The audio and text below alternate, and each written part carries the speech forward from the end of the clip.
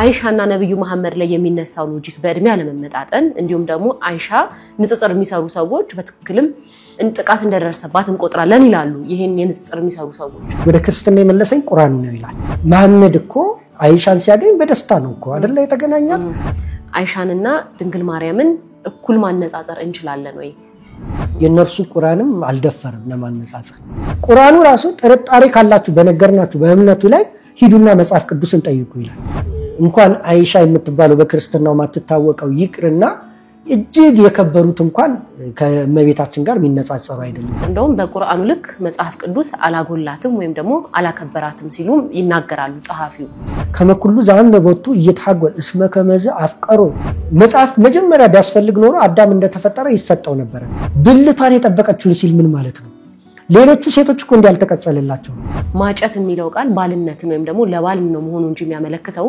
እናንተ እንደምትሉት ሊንከባከባት ወይም ደግሞ ሊንከባከብ የሚለው ነገር አይገልጥም ድንግል ሆኖ መውለድ ለዚህ ዓለም የሚያስጨንቅ ስህተት ነው ያዛችሁት አስተምሮ ብለው እየሞገቱ ያሉ ልጆች አሉ እና ለዚያ ምላሽ ለመስጠት እናንተም ቤት እንዲህ አይነት ጉድ መፍጠር እንችላለን ለማለት የመጣን የማይገባ ንጽጽር አይሁድ ስለመቤታችን ጌታን ስለመውለዷ በዘር በሩካቤ ወለደች ይበሉ እንጂ ሌሎች ልጆች አሏት ብለው በመጻፋቸው በታሪካቸው በቃልም የመጣ ክህደት የላቸው ለድንግል ማርያም ቅዱስ ዮሴፍ ባል ካልሆነ ለምን ወደ ቤተሰቦቿ አልተላከችም በውጪ እንድትጠብቅ ተሰጠህ እንጂ እንድታገባት ልጅ እንድታስወልድ ተሰጠህ ብለው እርሷንም እሱንም ተቆጣቸው ዮሴፍንም እና ለጋብቻ እንዳልሰጡት ማስረጃ ነው ሶስት ነገሮች ለዚህ ዓለም ገዢዎች የተሰወሩ ናቸው ይላል አንደኛ የእመቤታችን ድንግልና ነው የነብዩ መሐመድና የአይሻ ጋብቻ ሲነሳ የእድሜ ያለመመጣጠን እንዳለ እና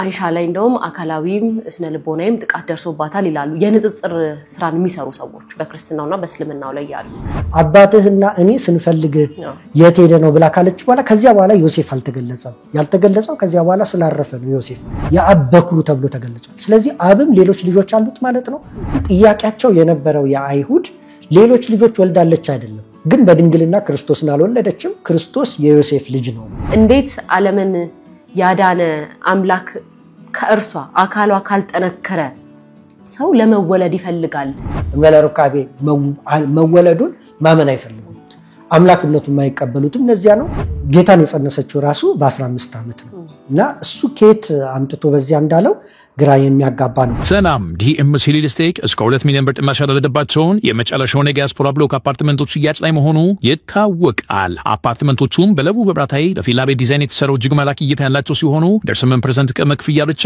እንሆ ያለን ነው ባለ 1 መኝታ ከ72 ካሬ ጀምሮ ባለ 2 መኝታ ከ125 ካሬ ጀምሮ ባለ 3 መኝታ ከ145 ካሬ ጀምሮ ማግኘት ይችላሉ በተጨማሪ 60% የባንክ ብድር ለሁሉም ቤቶች አመቻችተናል እነዚህን በከተማው ተፈላጊ የሆኑ ቤቶች ሽያጭ ሊጠናቀቁ ወሰን ቤቶች ብቻ ስለቀሩን ፈጥኖ ቤቱን የግሉ ያድርጉ ቀጠሮ ለመያዝ አሁኑኑ ከታች ባለው ስልክ ይደውሉ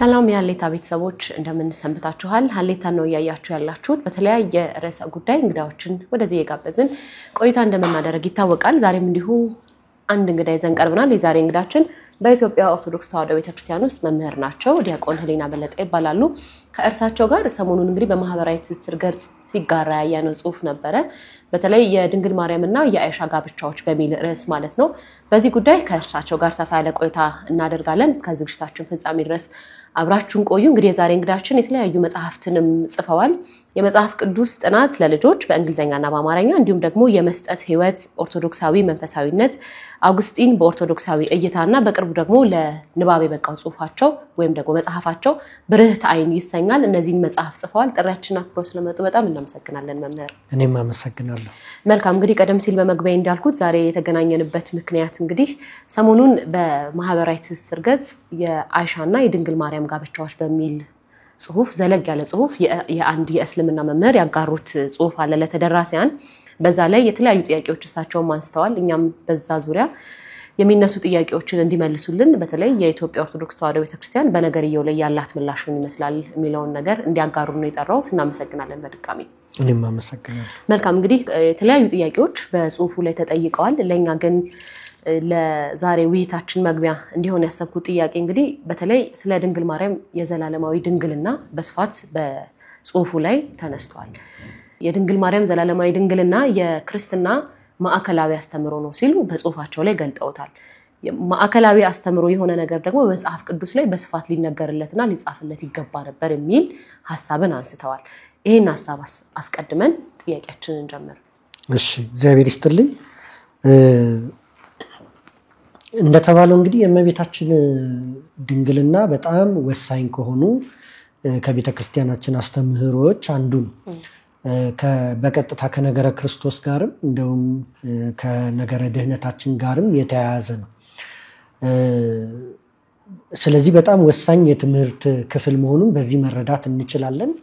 አግናጢዮስ ምጡላ አንበሳ የተባለ ከተላውያን ሐዋርያት ወይም ከሐዋርያት እግር ስር ከተተኩ ሐዋርያውያን አበው አንዱ የሆነው ቅዱስ ስለ እመቤታችን ድንግልና ሲናገር እንደውም ስለ 3 ነገሮች ያነሳል። 3 ነገሮች ለዚህ ዓለም ገዢዎች የተሰወሩ ናቸው ይላል።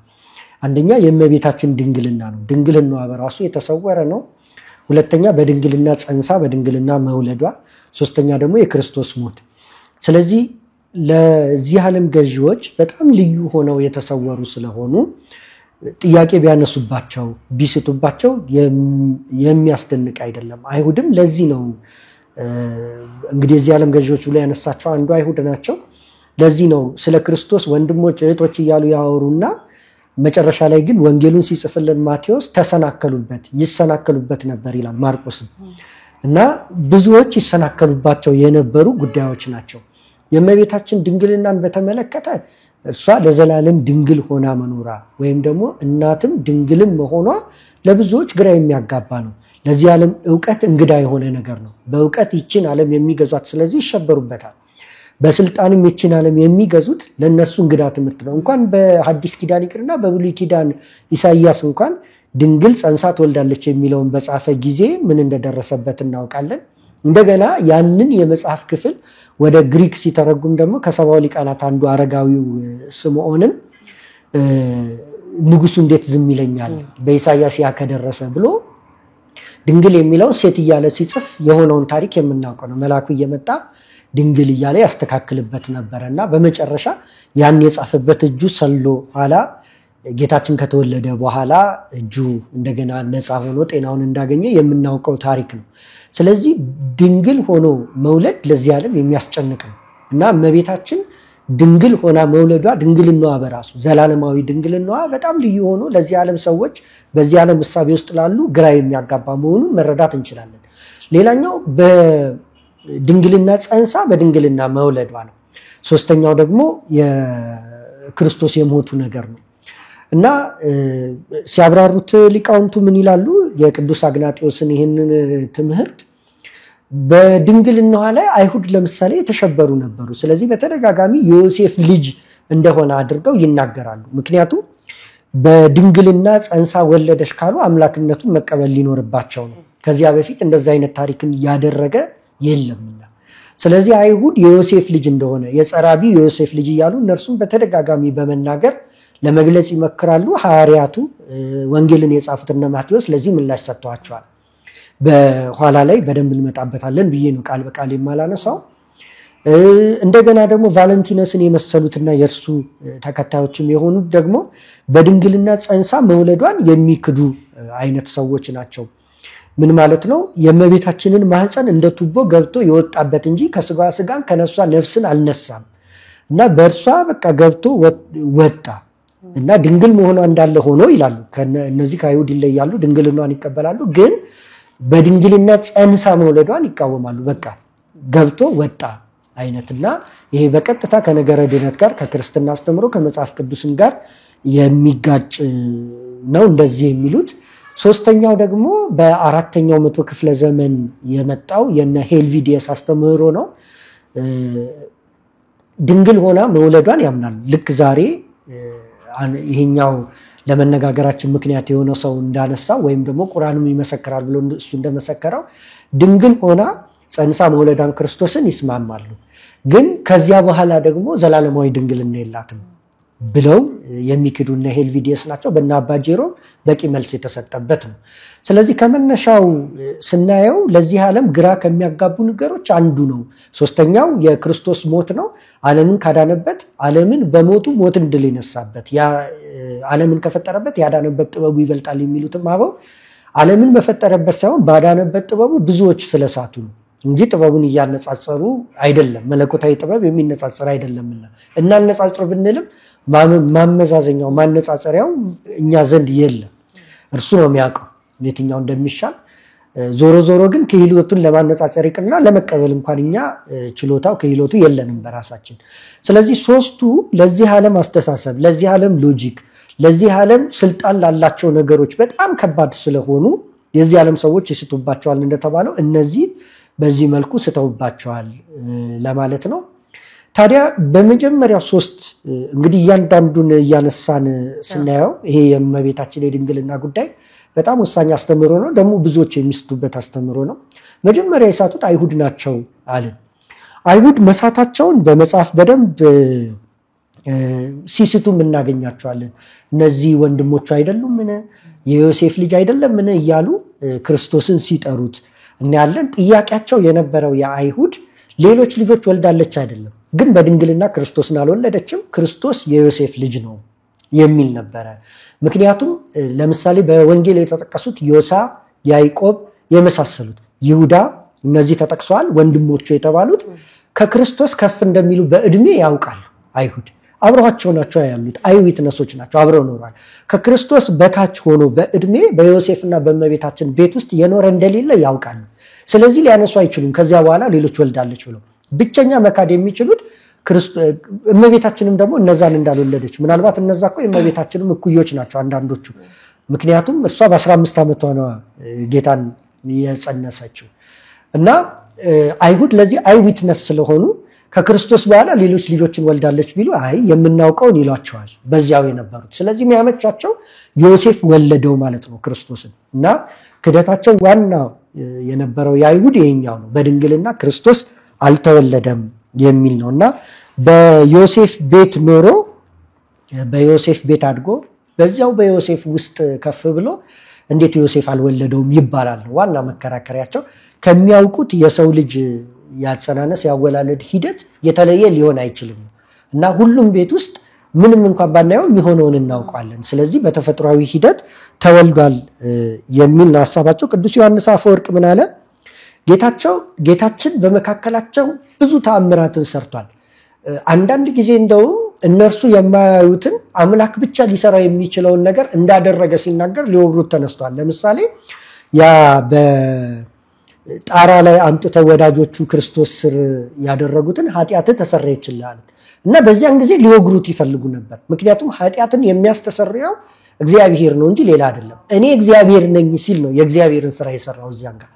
ስለዚህ እንዲህ አይነት ተአምራትን፣ ሙት ማስነሳትን፣ ድውያንን መፈወስን፣ እንዲህ አይነት ታላላቅ ተአምራትን በመካከላቸው እያደረገ አምላክነትን ካላመኑ ያዩትን አይተው ካላመኑ ያላዩትን በድንግልና መጸነስና መወለዱን አይተው እንዴት ሊያምኑት ይችላሉ ብሎ ቅዱስ ዮሐንስ አፈወርቅ በማቴዎስ ወንጌል ትርጓሜው ላይ እንዲህ አይነት ሐሳብን ያነሳል።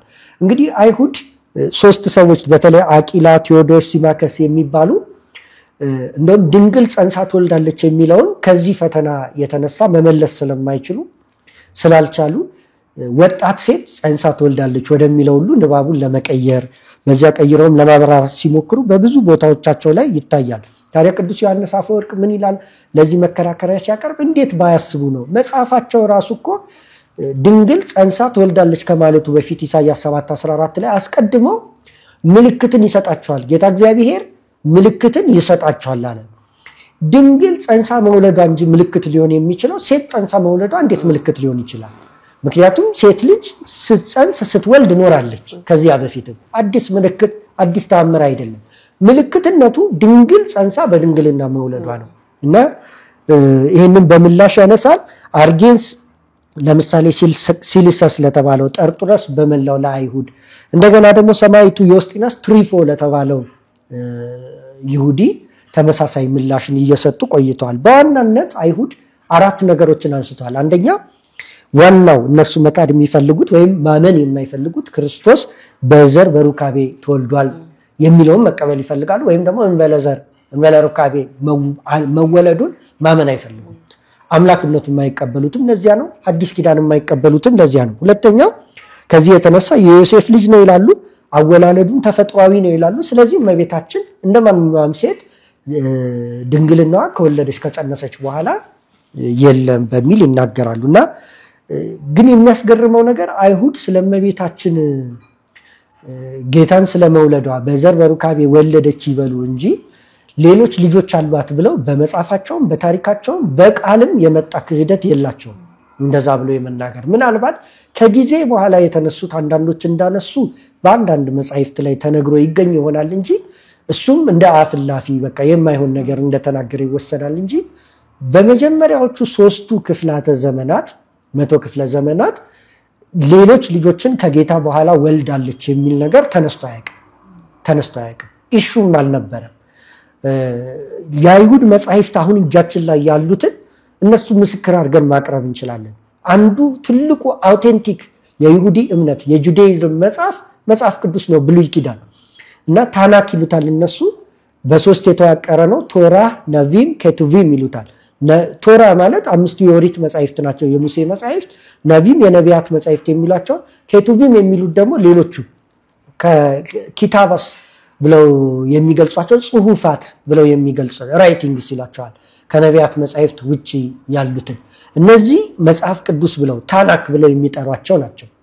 ሌላኛው ደግሞ ያልተጻፈ በቃል የመጣ ትውፊት አለ እና እሱን ሚሽናህ ብለው ይጥሩታል። በሌላ አጠራር አንሪትን ቶራህ ይባላል። ቶራህ ማለት እንግዲህ ፔንታተክ 5 የኦሪት መጻሕፍት ናቸው። ሚሽናህን አንሪትን ቶራህ ማለታቸው ያልተጻፈ ኦሪት ማለት ነው፣ በቃል የሚነገር። ሌሎች 2 ደግሞ የነዚህ የገለጽናቸው ትርጓሜያት አሉ። ታልሙድ የሚባለው የሚሽና ትርጓሜ ነው፣ በቃል የመጣው ኦሪት ትርጓሜ ነው ታልሙድ የሚባለው። እንደገና ደግሞ የታናክ ትርጓሜ ደግሞ ሚድራሽ ይባላል። የቶራህ የነቪም የኬቱቪም ትርጓሜ ማለት ነው። ስለዚህ በአራቱ በጣም አውቴንቲክ በሆኑ ይሁዲነትን በሚገልጹ መጻሕፍት እመቤታችን ዘላለማዊ ድንግልና የተመሰከረበት እንጂ እንዲያውም በብሉይ ኪዳን ብናይ በብዙ ቦታ ተመስክሯልና ነው ይህንን የምለው። እመቤታችን ሌሎችን ወልዳለች የሚል ጥያቄን አንስተው አያውቁም አይሁድ። ስለዚህ ይሄ ጥያቄ የመጣው መንጭ ነው ከ4ኛው 100 ክፍለ ዘመን በኋላ በ4ኛው 100 ክፍለ ዘመንና ከዚያ በኋላ ባሉ ጊዜያት ነው እንጂ በመጀመሪያው በ2ኛው በ3ኛው 100 ክፍለ ዘመን አልነበረም። ይሄ ትልቅ የታሪክ እውነታን ይገልጥልናል። እመቤታችን ሌሎች ልጆች የሌሏት መሆኑን ይገልጥልናል፣ ድንግልናዋን ይገልጥልናል። ግን እሱም በሌሎች በብዙ ማስረጃዎች ስለማሳይ ነው ይሄንን የሚለው። ግን ቢያንስ ከክርስቶስ ሌላ ልጅ እንዳልነበራት የሚገልጽልን ነው። ምክንያቱም አብሯት በመካከላቸው ነው እንግዲህ የምትኖረው። አብሯት በዙሪያ የሚኖሩ ቢያንስ ከወንድሞቹ ከተባሉት ታናናሾች ከክርስቶስ በኋላ የወለደችው እንደሌለ ከክርስቶስ በፊት ወልዳለች እንዳይሉ የበኩር ልጇን ብሎ መጽሐፍ ገልጾታል። እንግዲህ እሱ ጥያቄ ስለማይሆን ነው። ከዚያ በኋላ እንዳልወለደች ግን በጊዜው የነበሩ የአይን ምስክሮቹ አይሁድ ይናገራሉ። አንዱ የተነሳውም ይሄ ወንድማችን የገለጸው ነገር እመቤታችን ሌሎች ወንድሞችን ለክርስቶስ እንደወለደችለት የታመነ ነገር ነው በፊትም እና ለመጀመሪያ ጊዜ ጥያቄ የተነሳው ወንድሞች የሏትም የሚለው ነገር የተነሳው ጄሮም ነው በ4ኛው 100 ክፍለ ዘመን ብሏል። ይሄ ፍጹም ስህተት ነው። በእርግጠኝነት ለዚህ ምንም አይነት የታሪክ ምስክር ማምጣት አይችልም። ይልቁንስ ግን የእርሱን የሚያፈልስ የታሪክ ምስክርን እኛ መናገር እንችላለን። 4ቱን የኦሪት መጻሕፍት ተጠቀስን። ሁለተኛ ደግሞ በታሪክ ለመጀመሪያ ጊዜ ሌሎች ልጆች አሏት ያሉ ሄልቪዲየስ የተባለው ከሃዲ ነው እና ይሄ ስሁት በ380 በ4ኛው 100 ክፍለ ዘመን የመጨረሻው 25 ዓመት ውስጥ የጻፈው መጽሐፍም የለም። በነገራችን ላይ እሱ የጻፈው መጽሐፍም የለም። ለእርሱ ምላሽ ሲሰጥ the ever virginity of ሴንት ሜሪ ብሎ ምላሽ ሲሰጥ ጄሮም 383 ላይ ነው ያ መጽሐፍ የወጣው። እሱ ላይ ክህደቱን እየጠቀሰ ምላሽ ሲሰጥ ስለነበረ በዚያ ነው የተገኘው እንጂ መጽሐፉ አልተገኘም በአርኪኦሎጂም በምንም እስካሁን የሄልቪዲየስ ራሱ። ከዛ በኋላ ከሄልቪዲየስ በኋላ የእሱ ተከታዮች የሆኑ እነ ቦናሰስ ፔላዲየስ እንዲህ የሚባሉ ከሃዲዎች የተነሱ አሉ። እነሱን እንተዋቸው ከእርሱ በኋላ የተነሱ ስለሆኑ ዞሮ ዞሮ ግን ክርስቶስ ወንድሞች አሉት ወይም ደግሞ እመቤታችን ሌሎች ልጆችን ወልዳለች የሚለውን የመጀመሪያ ያነሳው ሄልቪዲየስ መሆኑን በዚህ መረዳት የምንችለው ነው። ስለዚህ እስከ 4ኛው መቶ ክፍለ ዘመን ድረስ የሚነሳው ጥያቄ የዮሴፍ ልጅ ነው የሚለው ነው እንጂ ሌሎች ልጆች አሏት የሚለው ተነስቶ አያውቅም። በ4ኛው መቶ ክፍለ ዘመን ሄልቪዲየስ ወንድሞቹ የሚለውን አነሳና ምክንያት አለ ወደዚህ የተገፋፋበት ያንን ጥያቄ አነሳ። ምክንያቱም በኋላ ላይ መምጣት እንችላለን። ከዚያ ይሄንን እነ ቅዱስ ጄሮም ምላሽ በሰጡት ጊዜ ወዲያው ጠፋ። ጥያቄ ሆኖ አልተነሳም። አለመነሳቱ የምናውቀው ቴዎቶኮስ የሚለው ትምህርት በቅዱስ ቄርሎስ እነ ንስጥሮስ ክርስቶቶኮስ ብለው ሲያነሱ 431 ላይ ቴዎቶኮስ ብሎ ያስተማረው ቅዱስ ቄርሎስ ወይም ታኦዶኮስ በምንለው በእኛ በተነሳበት ጊዜ የሄልቪዲየስ ትምህርት ሌላ ትምህርት ሆኖ ቢመጣ ኖሮ ምላሽ ይሰጥበት ነበር።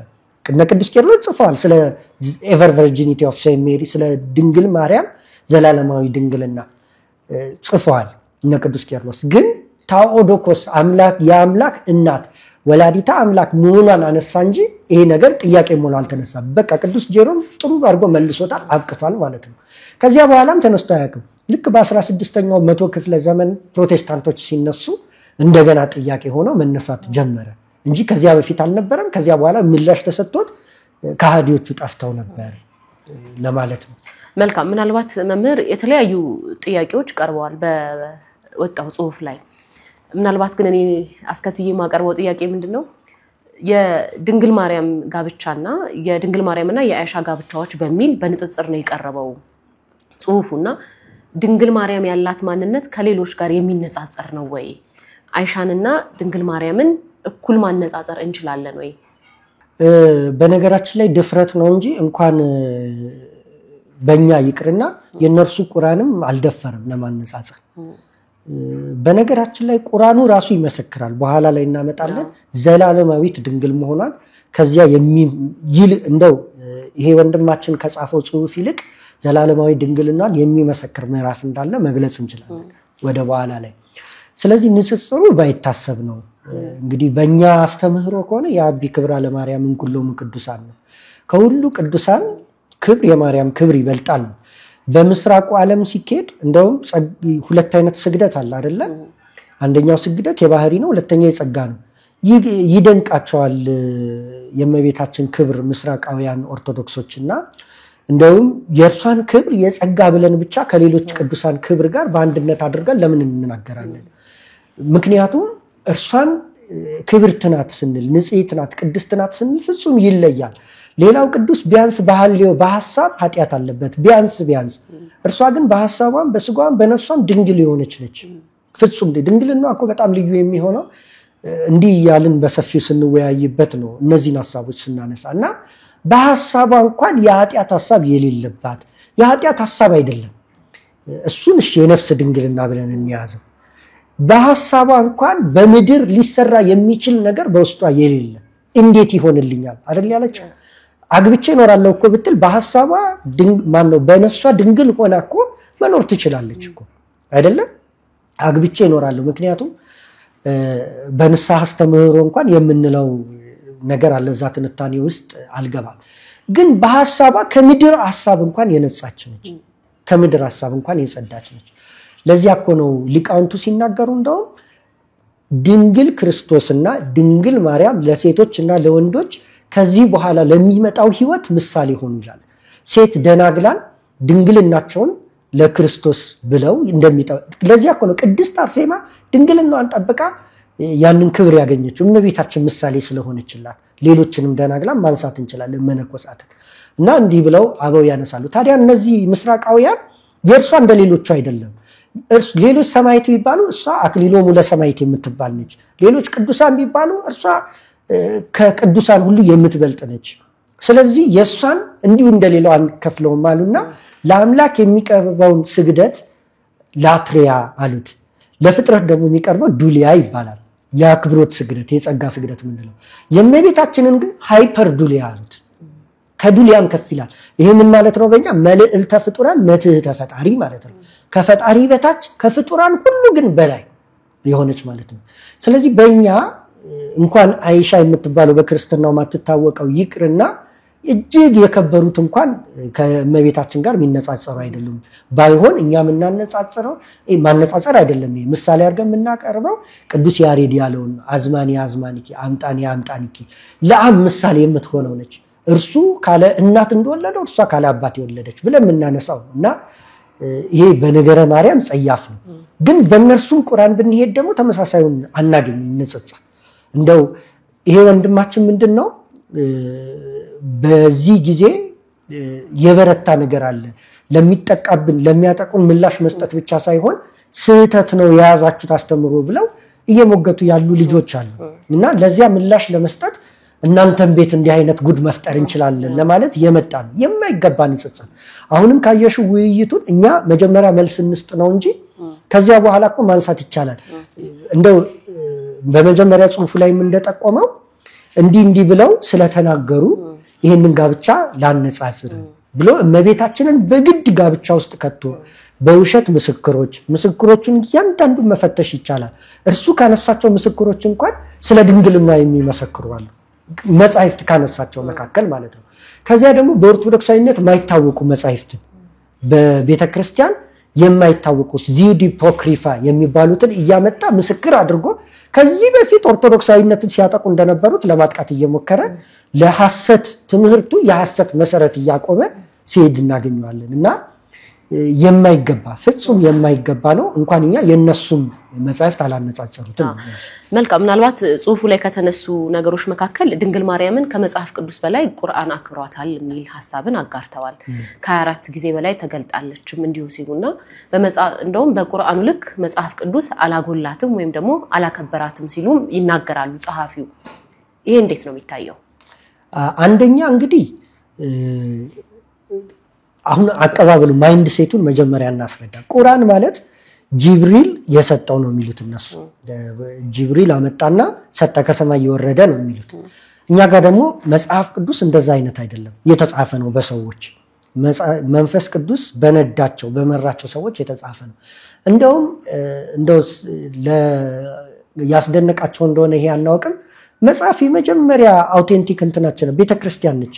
የመጨረሻ አውቴንቲክ ቦዲ የክርስቶስ ቦዲ ኦፍ ክራይስት የምትባል የክርስቶስ አካሉ የምትባል ቤተክርስቲያን ነች። ይህቺ ቤተክርስቲያን በሁለት መንገድ ትመራለች፣ በመጻሕፍትና በትውፊት።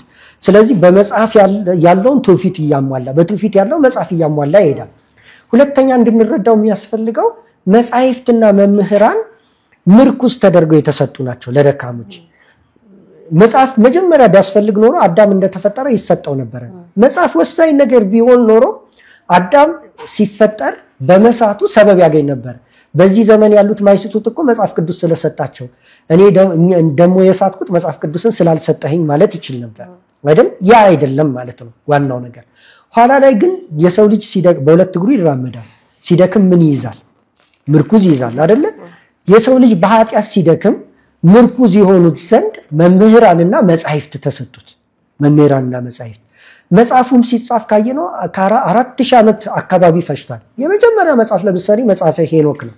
ከዚያ መጽሐፈ ኢዮብ ተጻፈ በታሪክ ከዚያ የኦሪት መጻሕፍት ከዚያ በኋላ ነው የተጻፉት። ከነዚህ በኋላ ከዚህ የመጨረሻው እንግዲህ መጽሐፈ ሄኖክ ካልን በመጀመሪያው 1000 ዓመት ማለት ነው።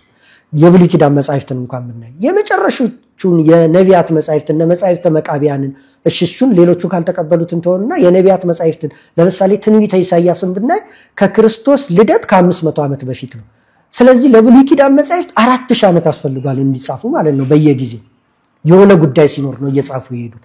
ሐዲስ ኪዳን መጻሕፍት ደግሞ 100 ዓመት አስፈልጓል። ዮሐንስ ራእይን በፍጥሞ ደሴት መጨረሻ ላይ ካልን እስኪሰወር ድረስ እኮ እስከ 96 ዓመተ ምህረት ድረስ ልንሄድ ነው። ስለዚህ እንደው 100 ዓመት ባንለው እንኳን ከ38 ዓመተ ምህረት ቅዱስ ጳውሎስ እንደው የያዕቆብ መልእክት ነው የመጀመሪያው በታሪክ ብዙ ጊዜ የሚነሳው። ከ44 ዓመተ ምህረት እንኳን ብናነሳ ወደ 50 ዓመት አካባቢ ፈጅቷል። እና እነዚህን ሁሉ አውቴንቲክ አድርጎ እነዚህ ናቸው ትክክለኞቹ ብሎ ደግሞ ሁሉም ሰው እንዲጠቀምባቸው ለማድረግ ምናልባት ከ10ኛው መቶ ክፍለ ዘመን በኋላ ነው። ከዚያ በፊት በ325 በኒቂያ ጉባኤ የካኖኒካል ቡክስ ተብለው የተለዩበት ነው እንጂ ከዚያ በፊት እኮ ብዙ ወደ 26 ወንጌላት ጎስፔል ኦፍ ኒቆዲሞስ አሁን አንዱ የሚያነሳው እሱ ኋላ ላይ እሱ ነው በእኛ ተቀባይነት የሌለው። ጎስፔል ኦፍ ቶማስ፣ ፕሮቶ ኢቫንጀሊየም ኦፍ ሴንት ጄምስ ይሄ ከአዋልድ የሚመደብ ነው። እነዚህ ሁሉ መጥተው የቱን እንቀበል ብለው ሰዎች የተቸገሩበት ነበረ። ስለዚህ ቤተክርስቲያን በትውፊትም በመጻሕፍትም እየመራች መምጠቷ እና የመጨረሻ አውቴንቲክ ቦዲ በእስልምና ቁርአን እንደሆነ በእኛ ግን መጽሐፍ ቅዱስ ነው ሳይሆን ቤተክርስቲያን ነች። ቤተክርስቲያን ተመሩበት ብላ መጽሐፍን ሰጠችን። ደግሞ የአበው ትውፊትም አለ ጎን ለጎን። ይህን መጀመሪያ ማሰብ ያስፈልጋል። ሁለተኛ ግን እርሱ ባለው አውድ ራሱ መጽሐፍ ቅዱስ ስለ እመቤታችን ድንግልና በቂ ምስክርነትን ሰጥቷል። በጣም በቂ ምስክርነትን። ይህንን ወደ ኋላ ላይ ማስረጃዎቹን እንጠቅሳለን። እንግዲህ እመቤታችን ድንግልና ስንናገር አንደኛ መጽሐፍ ቅዱስን፣ ሁለተኛ ትውፊትን፣ ሶስተኛ የአበው ምስክርነትን፣ አራተኛ የቤተ ክርስቲያን ሆነ የማንኛውም ታሪክ አጻጻፍን በማንሳት ነው የምንናገረው። በእነዚህ በሁሉም ስለ ዘላለማዊ ድንግልና የተመሰከረበት ነው እንጂ የተፋረሰበትን እውነተኛ ነገር አግኝተን አናውቅም ማለት ነው። ስለዚህ በመጽሐፍ ቅዱስም ብቻ ሳይሆን በሌሎችም የተመሰከረ ነው። እንደውም በሌሎችም ብቻ ሳይሆን እነርሱ ውስጥ ባለው በቁርአኑ ይሄ ነገር ጎልቶ የተነገረ መሆኑን እናነሳለን። መልካም። ምናልባት ሌላኛው ጽሁፉ ላይ የተጋራው ጽሁፍ የድንግል ማርያምና የቅዱስ ዮሴፍን ጋብቻ በተመለከተ የሚያነሷቸው ጥያቄዎች አሉ። ለምሳሌ ለዮሴፍ ታጨች የሚለው ቃል ማጨት የሚለው ቃል ባልነትን ወይም ደግሞ ለባል ነው መሆኑ እንጂ የሚያመለክተው እናንተ እንደምትሉት ሊንከባከባት ወይም ደግሞ ሊንከባከብ የሚለውን ነገር አይገልጥም።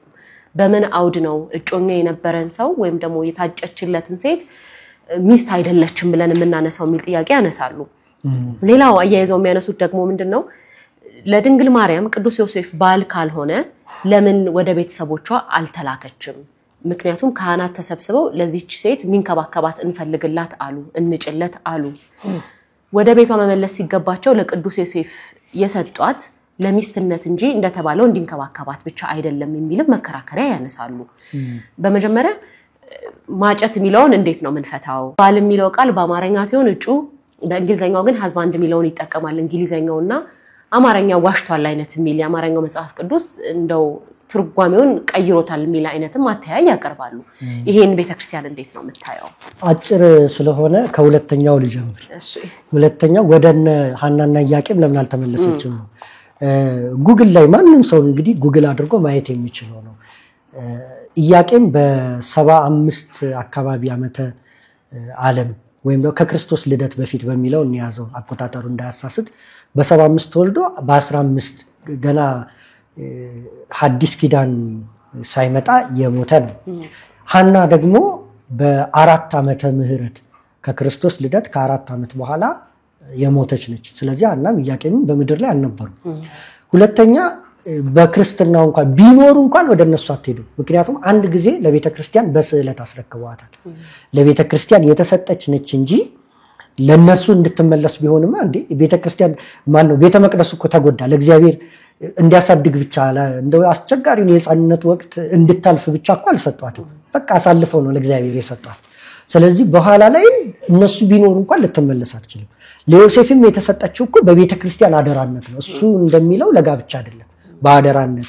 እርሱ ምንጭ በሚያነሳው መጽሐፍ ራሱ የተመስክሯል። የሚገርምሽ ፕሮቶ ኢቫንጀሊየም ኦፍ ጄምስ በሚለው ኢንፋንሲ ጎስፔል ኦፍ ጄምስ በሚባለው እሱ ባነሳው መጽሐፍ ላይ ዝቅ ብሎ ሲታይ እሱ እንግዲህ በግድ ባል ለማድረግ ዮሴፍን በግድ ጋብቻ ውስጥ ለመክተት ሞከረ እንጂ ከዚያ በኋላ ዮሴፍ ጋር ከገባሽ በኋላ እንኳን ተመልሳ ወደ ቤተ መቅደስ ገብታለች። እዚያው መጽሐፍ ላይ በሚለው አገላለጽ እና ፍጹም የተፋረሰ ሐሳብ መሆኑን የሚያሳይ ነው። ወደ እጮኛ ወደሚለው ሐሳብ እንምጣ። እንግዲህ ይህንን ጥያቄ መጀመሪያ ወደ አነሳው እና አበው እንዴት እንደመለሱለት ካወቅን ከዚያ በኋላ ግልጽ ይሆናል። ሄልቪዲየስ የተባለው ለመጀመሪያ ጊዜ እንግዲህ ይህን ጥያቄ ያነሳው ሌሎች ወንድሞች አሏት የሚለውን ጥያቄ ያነሳው ሰዓቲ የመጀመሪያው 3 ቤዚክ ጥያቄዎች ነው የጠየቀው። የመጀመሪያው ጥያቄ እጮኝነት ነው እና ለእርሱ ከታጨች ለዮሴፍ ከታጨች ሚስቱ ልትሆን የታጨችው ብሎ ነው ያነሳው በዋናነት እና ማቴዎስ 1:18 ላይ ያለውን ሐሳብ ያነሳል። እንዲህ ይላል፣ ለዮሴፍ በታጨች ጊዜ ሳይገናኙ ከመንፈስ ቅዱስ ጸንሳ ተገኘች። በታጨች ጊዜ ላይ ከዛ ቁጥር 19 ላይም ደግሞ እጮኛዋ ዮሴፍ የሚለው አለ። በእንግሊዘኛው her husband Joseph ብሎ የሚገልጸው ማለት ነው። እሱም ያነሳውን ጥያቄ የምንመጣበት መሆኑ እንዳለ ሆኖ እና መታጨት በቀጥታ ወደ ጋብቻ የሚያመራ ነው። ስለዚህ የታጨችው ለጋብቻ ነው ብሎ ያቀረበበት ነው። ሁለተኛው ይሄ ሄልቪዲየስ ያቀረበው ሳይገናኙ ይላል አይደል? ሳይገናኙ ጸንሳ ተገኘች ከመንፈስ ቅዱስ። ስለዚህ ወደፊት ሊገናኙ ነው። አሁን ካልተገናኘች ወደፊት ደግሞ የሚገናኙ ለክርስቶስ ልደት ነው እንደዛ የተባለው፣ ለሌሎቹ ግን ሊገናኙ ነው ወደፊት ይላል። ለዚህ በጣም ጥሩ መልስን የሰጠው ጄሮም ምን አለ? ሄልቪዲየስ ሞቶ ነበረ እና ለተከታዮቹም ለነዚያ አብረውት ለነበሩትም ሲሰጥ መልስ እንግዲህ የበኩር ልጇን እስክትወልድ ድረስ አላወቃትም የሚለውን አንስቶ ነው። ሄልቪዲየስ ሳይጸጸትና ንስሐ ሳይገባ ወይም ንስሐ ከመግባቱ በፊት በሞት ተገታ ብሎ ጽሑፍ እዚያው መጽሐፍ ላይ ያስነበበ፣ ተገታ፣ ተቀጠፈ፣ ተወሰደ የሚል አንጻራዊ ነገርን አቀረበና ንስሐ ሳይገባ ሞተ ከተባለ ከሞተ በኋላ ንስሐ ገብቷል ማለት ነው ወይ ብሎ ጄሮም ራሱ ይሄንን ያነሳል። ታዲያ ይሄንን በዚሁ እንተውና ስለምንመለስበት መታጨትን እናስፋው። ለምን ታጨች እመቤታችን? መጀመሪያ የቤተ ክርስቲያን አስተምህሮ ምን ይላል? በሶስት ዋና ዋና መንገድ ከፍለን እንየው። የመጀመሪያው ከርስት ገብቶ እንዲቆጠርላት ነው። ዮሴፍ አይሁድ በየትኛውም የመጽሐፍ ቅዱስ ክፍላቸው ወይም በዚያው አካባቢ ባለው ካልቸር በወንድ ነው የዘር ሐረግ የሚቆጠር እንጂ ሴት አይቆጠርም። ማቴዎስ ላይ ሲጀምር ወልደ ዳዊት ወልደ አብርሃም ይላል እንጂ የሳራ ልጅ ብሎ አይሄድም። ግልጽ ነው። ሶስቱ ሴቶች ቢነሱ በዘር ሐረጉ ላይ ሶስት ሴቶች ናቸው ከመቤታችን ውጭ የተነሱት፣ ረአብ፣ ትዕማርና ሩት ናቸው። እነሱም ከአሕዛብ ወገን የሆኑ የተነሱበት ምክንያት አለ። ግን ሲነሱ ቦኤዝም ከሩት ይላል ለምሳሌ፣ ስለ ይሁዳም ከትዕማር ይላል እና ሰልሞንም ከራኬብ ይላል። አባት ሳይነሳ አይገለ። እነሱም ሴቶቹ ብቻ ገብተው አልተቆጠሩም ማለት ነው እና በሴት የዘር ሐረግ አይቆጠርም። ሌላኛው እመቤታችንና ዮሴፍ ዘመዳሞች ናቸው። አላዛር ይባላል ከላይ አባታቸው። እንግዲህ በልጅ ልጅነት ይገናኛሉ ማለት ነው። አላዛር ይባላል። አላዛር ማቲያንና ቅስራ የሚባሉ ልጆች ነበሩት። ማቲያ ኢያቄምን ወለደ፣ ቅስራ ደግሞ ያዕቆብን ወለደ። ኢያቄም እመቤታችንን ወለደ፣ ያዕቆብ ደግሞ ዮሴፍን ወለደ። ስለዚህ የዮሴፍ አባት ያዕቆብ፣ የእመቤታችን አባት ኢያቄም፣ ከዚያ ደግሞ የእመቤታችን አያት ማቲያን፣ የዮሴፍ አያት ቅስራን ወንድማማቾች ናቸው ማለት ነው። የአላዛር ልጆች ናቸው እና ዘመዷ መሆኑንም በዚሁ መረዳት ያስፈልጋል። የታሪክ ምንጮች ሁሉ፣ አዋልድ መጻሕፍት ሁሉ ይህንን ነው የሚያስረዱት፣ የአይሁድ መጻሕፍትም ሳይቀሩ ማለት ነው። እና የታጨችው በዘር በሷ የእመቤታችን ልጅ ተብሎ ቢመዘገብ የመጀመሪያ ተቃዋሚዎች አይሁድ ናቸው። ክርስቶስ የመጣው ደግሞ ዓለምን ሁሉ ለማዳን ነው እንጂ አይሁድን አይሶሌት አድርጎ ሌላውን ዓለም ለማዳን አይደለም። ሕዝብንም አሕዛብንም ለማዳን ለሕዝብም ለአሕዛብም መጥቷል። ስለዚህ ምክንያት አግኝተው እንዲሰናከሉበት አልፈለገም። ስለዚህ በዮሴፍ በኩል እንዲቆጠር ሳያዛባ፣ አሁን ዮሴፍ የሌላ ከእመቤታችን ነገድ ውጭ የሌላ ነገድ ቢሆን ያ የዘር ሐረግም እንደዚያ መቆጠሩ ግራ ያጋባል አይደል? አላዛር ለምን ተቆጠረ እንላለን ከዚያ አይደል? ስለዚህ ያንን የዘር ሐረግ ሳይበላሽ ዘመዷ ዮሴፍን አንስቶ ለሷ ታጭቶ በእርሱ ርስት የሷ የዘር ሐረግም ሳይበላሽ እንዲጠራበት ሆነ ማለት ነው። እና መጽሐፍ ቅዱስ ሲገልጽ አላዛር ያዕቆብን፣ ያዕቆብ ዮሴፍን ወለደ ብሎ የገለጸበት በዚያ ምክንያት ነው። ለእመቤታቸው ዮሴፍን ወለደ ይልና ዮሴፍ ደግሞ ክርስቶስን ለወለደች ለእመቤታችን እጮኛ የነበረ ነው ይላል መጽሐፉ። ልብ በይ፣ ከዚህ በፊት ሴቶቹ ሲጠቀሱ ቦዔዝ ከሩት ወለደ፣ እሴይን ወለደ አይደል? የዳዊት አያት ቦዔዝ። እንደገና ደግሞ ይሁዳ ከትዕማር ዛራንና ፋሬስን ወለደ። እንደገና ደግሞ ማነው ያነሳ ነው? ሰልሞንም ከራኬብ እገሌን ወለደ ብሎ ነው የሚገልጸው።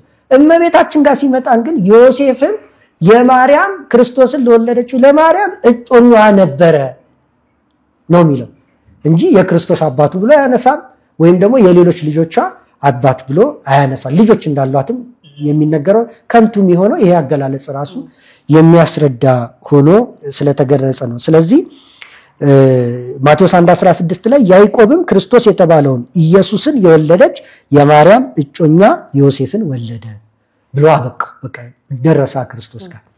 ሌላው እዚህ ጋር መያዝ ያለብን መጽሐፍ አንድ እንደውም ቅድም የተነሳው ላይ ዘንግቼ ያለፍኩት ነው። መጽሐፍ ቅዱሱ ስለ እመቤታችን ድንግልና አይናገርም ሳይሆን መጽሐፍ ቅዱሱ በዚህ መልኩ እንዲጻፍ እመቤታችን ከዚያ ዘር መወለዷ አስፈላጊ ነበር። ለምሳሌ ዘፍጥረት ላይ ሊለወጥ ይችል ነበር እመቤታችን ከሌላ ብትወለድ ነው። የሴም ዘር ነች አይደል? ሴም ያፌት ካም አሉ። ዘፍጥረት 10 ላይ አሁን የኖህ የትውልድ ሐረግ ሲዘረዘር የካምን የያፌትን ይዘረዝርና የሴምን ይዞ ቀጠለ። መጨረሻ ላይ ይዞት የሚቀጥለውን ያመጣልና ለምን የሴምን ይዞ ቀጠለ? ከሴም ዘር ክርስቶስ እመቤታችን ስለሚወለዱ። ከያፌት ቢወለዱ የሴም ዘር እና አብርሃም እንኳን አይጠቀሱም ነበር። ግልጽ ሐሳቡ የሌሎቹ ይዞት ይሄድ ነበር። እመቤታችን ከዚያ መጽሐፍ ቅዱስ እንዲጻፍ እንኳን የእርሷ ከዚያ ዘር መወለድ አስፈላጊ ነበር። ስለዚህ የእርሷ የትውልድ ሐረግ ነው እየተተረከልን እስከ ጫፍ ድረስ የመጣው እና ሙሉ ስለ እርሷ ስለምትወልደው ክርስቶስ አይደለም ብለን ነው መመለስ የምንችለው። እዚህ ላይ ሁለተኛው እመቤታችን ለዮሴፍ የታጨችበት ምክንያት ሰብአዊ ፍጡር መሆኗን ለማረጋገጥ ነው። እንግዲህ እንዲሁ ዝም ብሏ ለብቻዋ ተገኝታ ክርስቶስን ወልዳው ቢሆን ኖሮ ኃይለ አርያማዊት የሚሉት ምክንያት ያገኙ ነበር። በቃ እንደሌላው ሰው አልወለደችም ወይም የምትታጭ አይደለችም፣ ሰው የሚጠብቃት አይደለችም፣ በራሷ ምትቆም ምንም የማያስፈልጋት ኃይለ አርያማዊት ከሰማይ የመጣች ነች እንጂ የአዳም ዘር አይደለችም ብለው ዋናውን የድህነትን ነገር ገደል በከተቱት በሳቱበት ነበር። ስለዚህ ለነሱም እንዳይስቱ ለዮሴፍ በዚያ ምክንያት ታጨች። ሶስተኛ ከአይሁድ ለመጠበቅ በኋላም ከሚደርስባት መከራ ይጠብቃት ያጽናናት አጋውራ ይሆን ዘንድ ነው። ከአይሁድ ለመጠበቅ ማለት አንዲት ሴት ጸንሳ ብትገኝ ትወገር ነበር። እንደውም ምን ያደርጋሉ? ማየ ዘለፋ አለ፣ ያንን ይሰጧታል። ስትጠጣ እንደው በዝሙት ከወለደች ጽንሷም በውስጥ በሆዷ ተበታትኖ በዛ መርዝ እሷም ትሞታለች። እመቤታችንን እኮ ማየ ዘለፋን አጠጥተዋታል እና ያንን አጠጥተዋት ግን ፊቷ አበራ እንጂ እንደሌሎቹ ሴቶች አልሆነችም። እና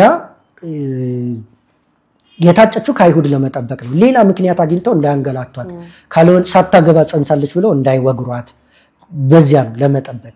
እንደገና ደግሞ የምትሰደድ ነች፣ ጌታን ይዛው ብዙ መከራ የሚደርስባት በነፍሲ ሰይፍ ያልፋል የምትባል ነች። ስለዚህ ከጎኗ ሆኖ እናት አባቷ የሉም በህይወት ከጎኗ ሆኖ ያጽናናት ዘንድ ዮሴፍ በእጮኝነት ተሰጣት። ኤልሳቤጥም የለችም በህይወት ከዚያ በኋላ እኮ አትኖርም ከተወሰነ ጊዜ በኋላ። ዘካርያስም እንዲሁ አርፏል። ስለዚህ የኔ የምትላቸው ዮሴፍና ሰሎሜ ነበሩ ከጎኗ የነበሩትና ያጽናናት ዘንድ ይጠብቃት ዘንድ ታጨችለት ማለት ነው። ሌላው የምናነሳው እዚህ ጋር መታጨት ለብዙ ነገር ይሆናል። በዚያው በመጽሐፍ ቅዱሳችን ይሄ ጥያቄያችንም ይሄ ጥያቄ የሆነባቸው ሌሎችም ሰዎች ማየት የሚችሉት ቅዱስ ጳውሎስ ሁለተኛ ቆሮንቶስ 11:2 ላይ ሁላችንንም ለክርስቶስ እንዳጫ አድርጎ አቅርቦ ለአንዱ እንዳትጫቸዋለሁ ይላል። ወደ እርሱ አቀርባችሁ ዘንድ ለአንዱ ንጹሕ ድንግል ሙሽራ ለኢየሱስ ክርስቶስ አጭቻቸዋለሁና ይላል። ለአንዱ እንዳጭቻቸዋለሁና ሁላችንም መቼስ በምናውቀው አይነት ትዳር እንድናገባው አይደለም። ክርስቶስን ለኛ ያጨው እኛን ለክርስቶስ ያጨው በንጽህና ማጨቱ ነው አይደል? ነፍሳችንን ለምን ካልን በቤተ ክርስቲያን በኩል ክርስቶስ ራስ ነው፣ ቤተ ክርስቲያን አካል ነች። እኛ የቤተ ክርስቲያን የአካል ብልቶች ሆነን እንቀርብ ዘንድ በንጽህና ቅዱስ ጳውሎስ አጭቻቸዋለሁ አለ። ግልጽ ነው። ሙሽሪቱ ትባላለች ቤተ ክርስቲያን፣ ክርስቶስ ሙሽራው ነውና። እና ማጨት ማለት ማግባት አይደለም፣ ግዴታ ምስጢር አለው። በሌላም በዓለማዊ አገላለጽም እኮ እጩ መኮንን እንላለን። አንዳንዶች እጩ ዶክተር ይላሉ። እጩ እንዲህ ያሉ ሹመታቸውን እጩ ፕሬዝዳንት፣ እጩ ጠቅላይ ሚኒስትር እየተባለ ይገለጣል። ስለዚህ የታጨ ሁሉ አገባ ማለት እጩ ፕሬዝዳንት ከተባለ ፕሬዝዳንትነትን አግብቷል ማለት ነው፣ መኮንነትን አግብቷል ማለት አይደለም። እና የቃሉን የትመጣ መረዳት ያስፈልጋል ማለት ነው። ቤትሮዝድ ይሄ በነገራችን ላይ እርሱ ከጠቀሳቸው ስውት ከሆኑ መጽሐፎች ባሻገር በሌሎቹ ላይ ቤትሮዝድ ነው የሚለው፣ በእንግሊዘኛው የታጨች ነው የሚለው እና ኋላ ምንጮቹን ስንመረምር የምንመጣበት ይሁን እሱ። መልካም። ምናልባት እንግዲህ እዚሁ ላይ ቢመለስ ብዬ የማስበው በእንግሊዘኛው ላይ ሃዝባንድ ነው የሚለው ቃልም ተጠቅሟል እሳቸው። ባል የሚል ቃል እንግሊዘኛው ይጠቀማል። አማርኛው ነው እጩ የሚለው እንደውም የሚል ነገር ያነሳሉ። ይሄ እንዴት ነው የሚታየው? በነገራችን ላይ አንቺም በነገራችን ላይ ብለሽ እንደጀመርሽ ልጀምርና መጽሐፍ ቅዱስ እጮኛዋ ዮሴፍ ለዮሴፍ የታጨች ብሎ የሚገልጸው እመቤታችን ጌታን እስክትወልድ ብቻ ነው። ጌታን ከወለደች በኋላ እናቱንና ሕፃኑን ይላል እንጂ ዮሴፍን እጮኛ ብሎ አይጠራው ወይም ደግሞ ልጅህን አይለው። ይሄ በጣም ከሌሎች አገላለጾች በመጽሐፉ ሲገልጽ ከመጣው ተቃራኒ ነው። ለምሳሌ ባነሳልሽ ጥቅሶችን ለማንሳት ማቴዎስ 2:13 ላይ ተነሳ ሕፃኑንና እናቱንም ይዘህ ወደ ግብጽ ሽሻል እንጂ እጮኛህን ይዘህ አይለውም። ግን ከዚያ በፊት በህልም ተገልጦ መልአኩ ሲገልጸው እጮኛህ ማርያም ብሎ ነው ያናገረው። ልባልሹ ልዩነት ከወለደች በኋላ ግን እንደዛ አላለው። እንደገና ሕፃኑን ከእናቱ ከማርያም ጋር እያለ በሌሎች ቦታዎችም ተገልጾ እናገኛለን። እንዲህ አይነት መከራ በመጣ ጊዜ በብሉይ ኪዳን ግን ሲገለጽ ወይም ባለሆኑት ሰዎች ሲገለጽ ሚስትህንና ልጆችህን እያለ ነው መጽሐፍ የገለጸው። ለምሳሌ ዘፍጥረት 6:18 ላይ ኖህን ታሪኩን ስናየው ወደ መርከብን አንተ ልጆችህንና ሚስትህን የልጆችህንም ሚስቶች ይዘህ ግባ ወይም ትገባለን ያለው።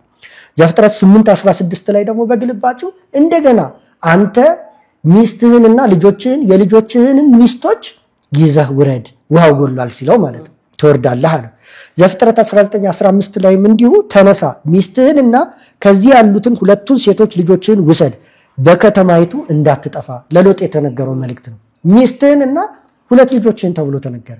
ለዮሴፍ ግን ልክ እንዲህ አይነት መከራ ሲመጣ እናቱንና ሕፃኑን ተባለ እንጂ ሚስትህንና ልጅህን አልተባለ እና ግልጽ አድርጎ መጽሐፍ ቅዱስ እንዲለይቶ እያስቀመጠልን ይገኛል። ሌላው ሀዝባንድ የሚለው እዚህ ላይ እንግዲህ የመጽሐፍ ቅዱስ ቨርዥኖችንም ማየት አስፈላጊ ሳይሆን አይቀርም።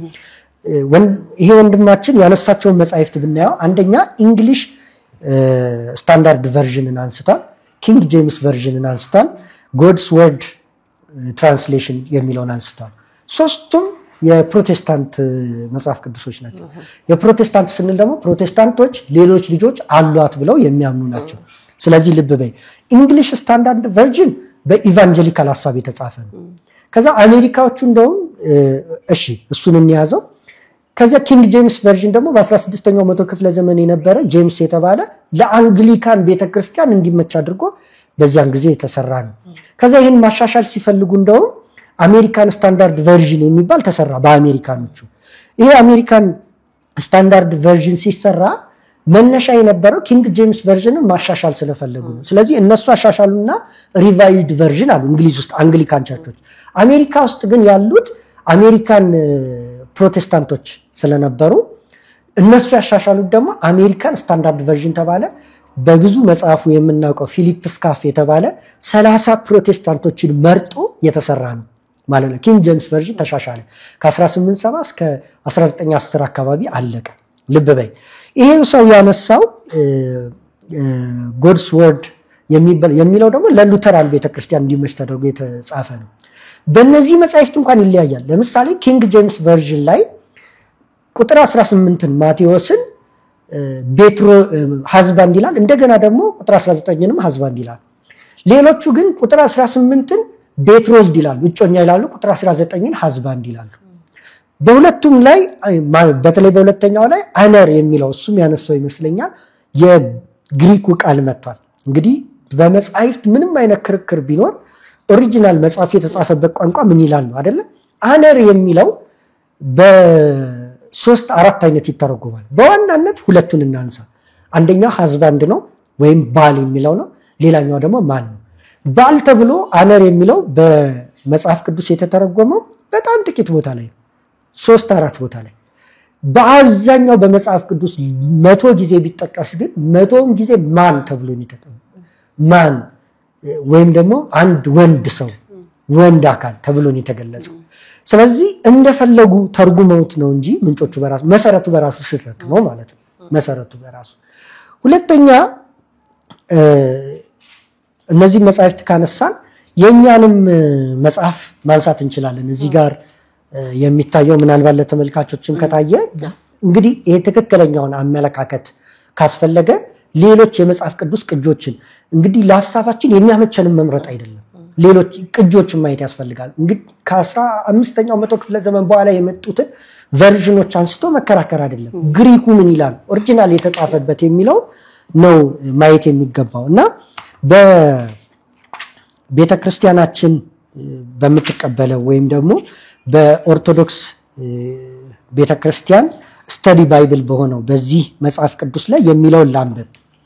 ናው ይላል ቁጥር 18 ላይ ማቴዎስ 1:18 እሱ ያነሳው ናው the birth of Jesus Christ was as follows after his mother ሜሪ was betrothed to Joseph betrothed አለ husband አላለውም አሁን እዚህ ጋር to Joseph before they came together she was found with child of the Holy Spirit then Joseph her husband ይላል ሁለተኛው ላይ her husband ብሎ honor የሚለውን በትክክለኛው ተርጉሞ አመጣው ከዚያ ማብራሪያው ላይ the righteousness of Joseph consisted of a mercy that transcends the law ዮሴፍ እንግዲህ ህግን ለመተላለፍ በተነሳ ጊዜ እንዲቀበል እንዲታጅ ተደረገ ይልና her husband የሚለውን ሲያብራራ ህግን መተላለፍ ማለት ዳታን አቤሮን ቆሬ ህግን ባላከበሩ ጊዜ ምድር ወጣቸዋለችና እግዚአብሔር መርጦት ለጮኝነት እንቢ ቢል ኖሮ እንደዛ አይነት እጣ ይደርሶ ነበር ስለዚህ ተመርጣ ለተመረጠበት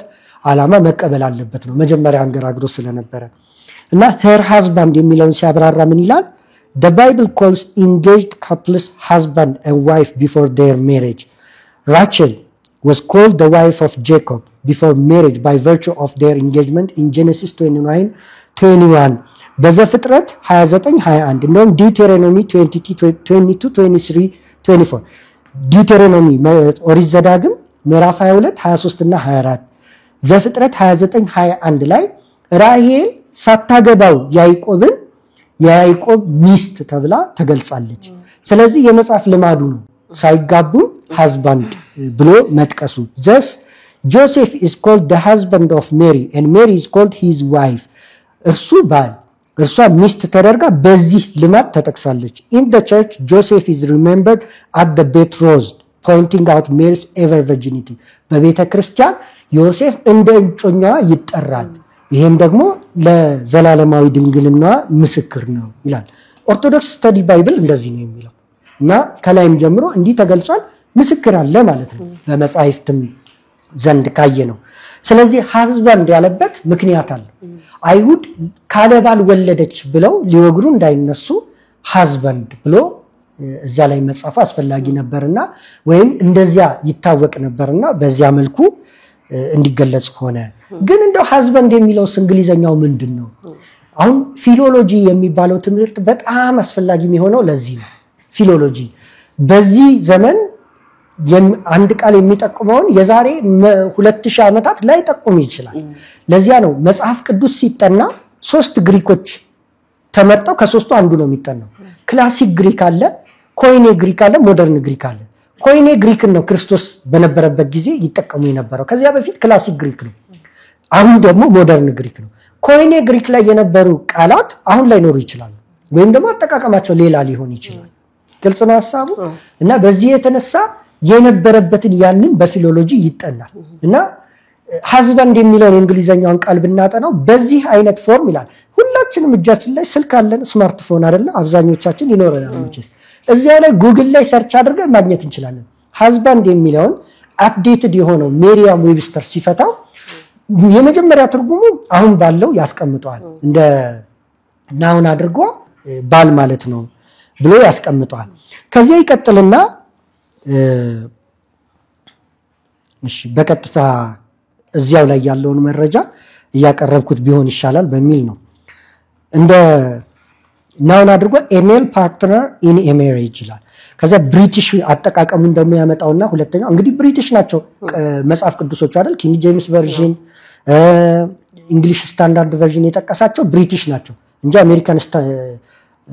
አሜሪካን ቨርዥንን የተጻፈ አይደለም አሜሪካን ይዘው የተጻፈ አይደለም ሁለተኛው ላይ ብሪቲሽ ይልና the manager of another's property ይላል ስለዚህ የሌላው ነገር ባል ብቻ ሳይሆን ባለቤት ማለትም ነው እኔ ባላገባም ባለቤት ልባል ይችላል ባለቤት የሆንኳቸው ብዙ ንብረቶች አሉ ስለዚህ የሆነ ፕሮፐርቲን የያዘ husband ይባላል ይላል በብሪቲሽ እንግሊሽ እንደገና ደግሞ እንደ verb ሲጠቀመው to manage prudently and economically the country husbanded ብሎ ምሳሌ ያመጣል the country husbanded its properties ማለት ፕሮፐርቲዋን ማኔጅ አደረገች ኢኮኖሚዋን ማኔጅ አደረገች ማለት ነው ስለዚህ እንደዛ ማለት ይሆናል ብሎ ያነሳዋል የቃሉን ታሪክ ሲያነሳ ደግሞ husband ማለት መጀመሪያ ከ13ኛው መቶ ክፍለ ዘመን በፊት የነበረው አጠቃቀም ቃሉ ራሱ የመጣው has እና bonde ከሚለው has ማለት house ማለት ነው bonde ደግሞ holder እንደማለት ነው ይለውና እዛው እንግዲህ ሁሉም እጅ ስልኩ ላይ ማየት ይችላል ብለናል። እና ሃውስ ሆልደር ባለቤት የማናት ብትባል የእርሱ ናት የምትባል አሁን እኮ የሆነች እኔ አሁን የቤት አጋዤ የማናት ብትባል የእርሱ ናት ነው የምትባል ግን ግዴታ ሚስቱ ናት ማለት አይደለም ግልጽ ነው ሐሳቡ ስለዚህ ሃውስ ሆልደር ለማለት ነው እነዚህ መጻሕፍት ባል የሚለው እንደውም ከ15ኛው መቶ ክፍለ ዘመን በኋላ ነው አሁን ባለው አጠቃቀም ብቻ እንደው በመጠቀም የመጣው ብለው ፕሮሚነንት ነው በመጠቀም የመጣው ብለው ያነሳሉና ፊሎሎጂካሊም ስናየው በጥንት የተጻፈ እስከሆነ ድረስ እነዚህ ነገሮችን ኮንሲደር ማድረግ ያስፈልጋል ዋናው ግን በአይሁድ ዘንድ ያለውን ሐሳቤ ወይም ደግሞ ካለባል ጸነሰች ብለው እንዳይወግሯት እሷን ለመጠበቅ የተደረገ መሆኑን በዚህ ማየት እንችላለን መልካም ምናልባት ሌላኛው ጽሁፉ ላይ ያለ አንድ ሐሳብ አለ እንግዲህ ሰላም ዲኤምሲ ሪል ስቴት እስከ 2 ሚሊዮን ብር ጥማሽ ያደረገባቸውን የመጨረሻውን የዲያስፖራ ብሎክ አፓርትመንቶች ሽያጭ ላይ መሆኑ ይታወቃል። አፓርትመንቶቹም በለቡ በብራታዊ ለፊላ ቤት ዲዛይን የተሰሩ እጅግ መላክ እይታ ያላቸው ሲሆኑ ደርሰመን ፕሬዘንት ቅድመ ክፍያ ብቻ እንሆ ያለን ነው። ባለ 1 መኝታ ከ72 ካሬ ጀምሮ፣ ባለ 2 መኝታ ከ125 ካሬ ጀምሮ፣ ባለ 3 መኝታ ከ145 ካሬ ጀምሮ ማግኘት ይችላሉ። በተጨማሪ 60% የባንክ ብድር ለሁሉም ቤቶች አመቻችተናል። እነዚህን በከተማው ተፈላጊ የሆኑ ቤቶች ሽያጭ ሊጠናቀቁ ወሰን ቤቶች ብቻ ስለቀሩን ፈጥኖ ቤቱን የግሉ ያድርጉ። ቀጠሮ ለመያዝ አሁኑኑ ከታች ባለው ስልክ ይደውሉ።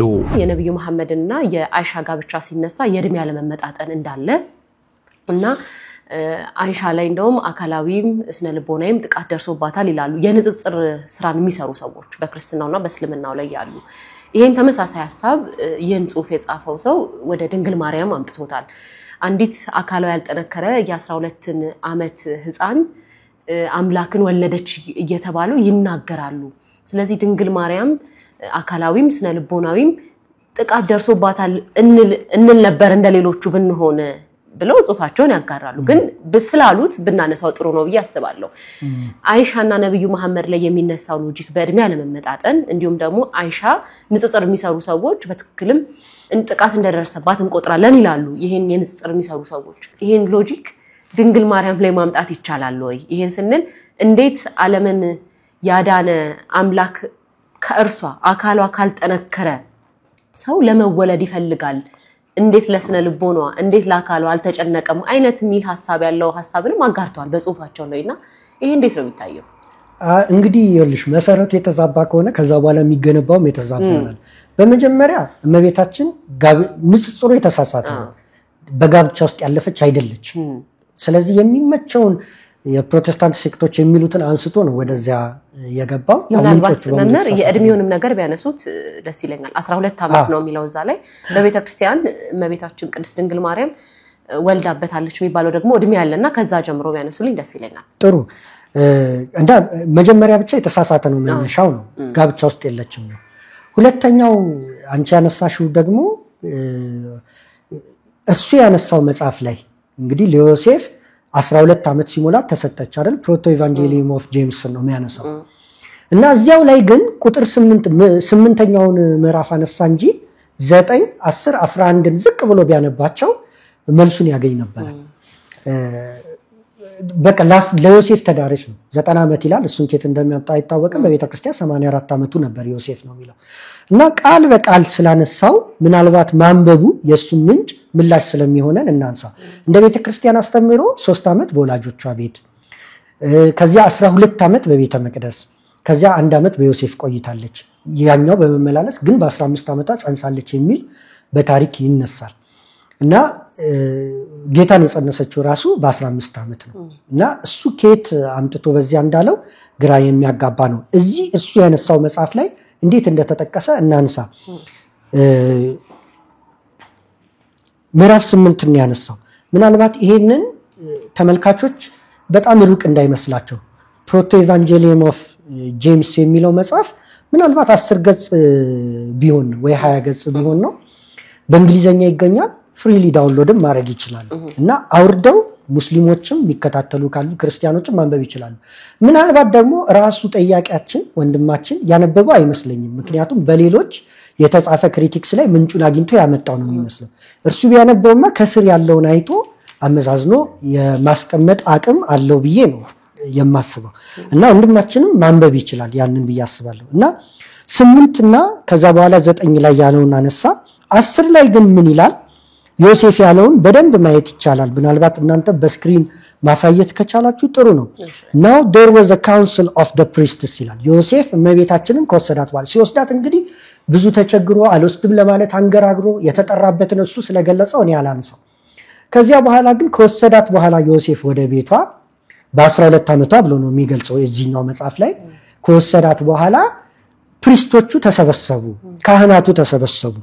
Now there was a council of the priests and they said, let us make a veil for the temple of the Lord. ለእግዚአብሔር ቤተ መቅደስ ቬይል እንስራ፣ መጋረጃ እንስራ አሉና ጊዜ እንዳልወስድ አላንብበው፣ አንብቡት። በስክሪን ላይ እናንተ ማሳየት ትችላላችሁ። ምዕራፍ 10 ላይ ነው እንዲሚለው። ትንሽ ናቸው፣ አንቀጽ ናቸው ምዕራፎቹ በራሱ። እንስራ አሉና ከዚያ ሰባኪዎችን ሊቀ ካህናቱ አሰማራ እና ሰባኪዎቹ የተሰማሩት ለምንድን ነው? ደናግላን እንዲመጡ ለቤተ መቅደሱ መጋረጃ ለመስራት። ከዚያ ከመጡት ደናግላን መካከል ደግሞ ድንግል ማርያም ትገኛለች። ስለዚህ ዮሴፍ ወስዶ አላገባትም። እሱ እንደሚለው ድንግል ሆና ነው called all the virgins ነው የሚለው። እና እነዛ ቨርጂኖች ተሰበሰቡ ወደ ቤተ መቅደሱ እና ከሁሉም ይልቅ ደግሞ እግዚአብሔር በሚያውቀው ሊቀ ካህናቱ እመቤታችንን መረጣት እና ሐርን በወርቅ ስትፈትል እንላለን አይደል? ሐርና ወርቅ እንዘ ትፈትል እያልን እንዘምራለን። ከዚህ በኋላ ነው ያ ታሪክ የጀመረው። መጣች ወደ ቤተ መቅደስ እንደገና። ከዛ በወርቅ መፍተያ ሐርን እየፈተለች ለቤተ መቅደሱ መጋረጃ መስራት ጀመረች።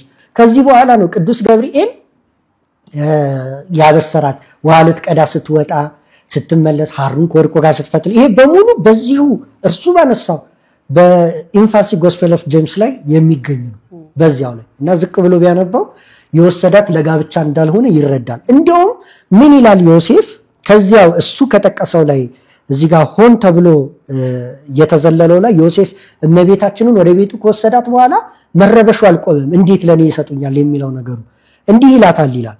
ቁጥር 9 ላይ ነው ይሄን ማነብልሽ። and Joseph said unto Mary, I have received you። እንግዲህ ኦልድ እንግሊሽ the ይያላል የሚጽፈው እኔ you እያልኩኝ ነው ማነበው እሱ። I have received you out of the temple of the Lord and now do I leave you in my house። አሁን ግን እንግዲህ መጥረቢያውን ጥሎ ነው መጥቶ የተቀበላት አይደል? ስራውን የሚገነባውን ነገር ትቶ አሁን ተቀብዬሻለሁ፣ በቤቴ ትገኛለሽ እና በዚሁ በቤቴም እተውሻለሁ አላት። እሱ ወደ ስራው ሊሄድ ፈልጎ ይቀጥላል። and now do I leave you in my house፣ እዚሁ ተውሻለሁ and I go away to build my buildings፣ እኔ ግን ልገነባ እሄዳለሁ። now it was the 6 months with her and behold Joseph came from his building። ከ6 ወር በኋላ እሷ ጸንሳ ብዙ ነገር ተፈጥሮ ዮሴፍ መጣና አያት ይላል። አያት እመቤታችንን and he entered into his house and found her great with child። ከልጅ ጋር አገኛት። ደነገጠ።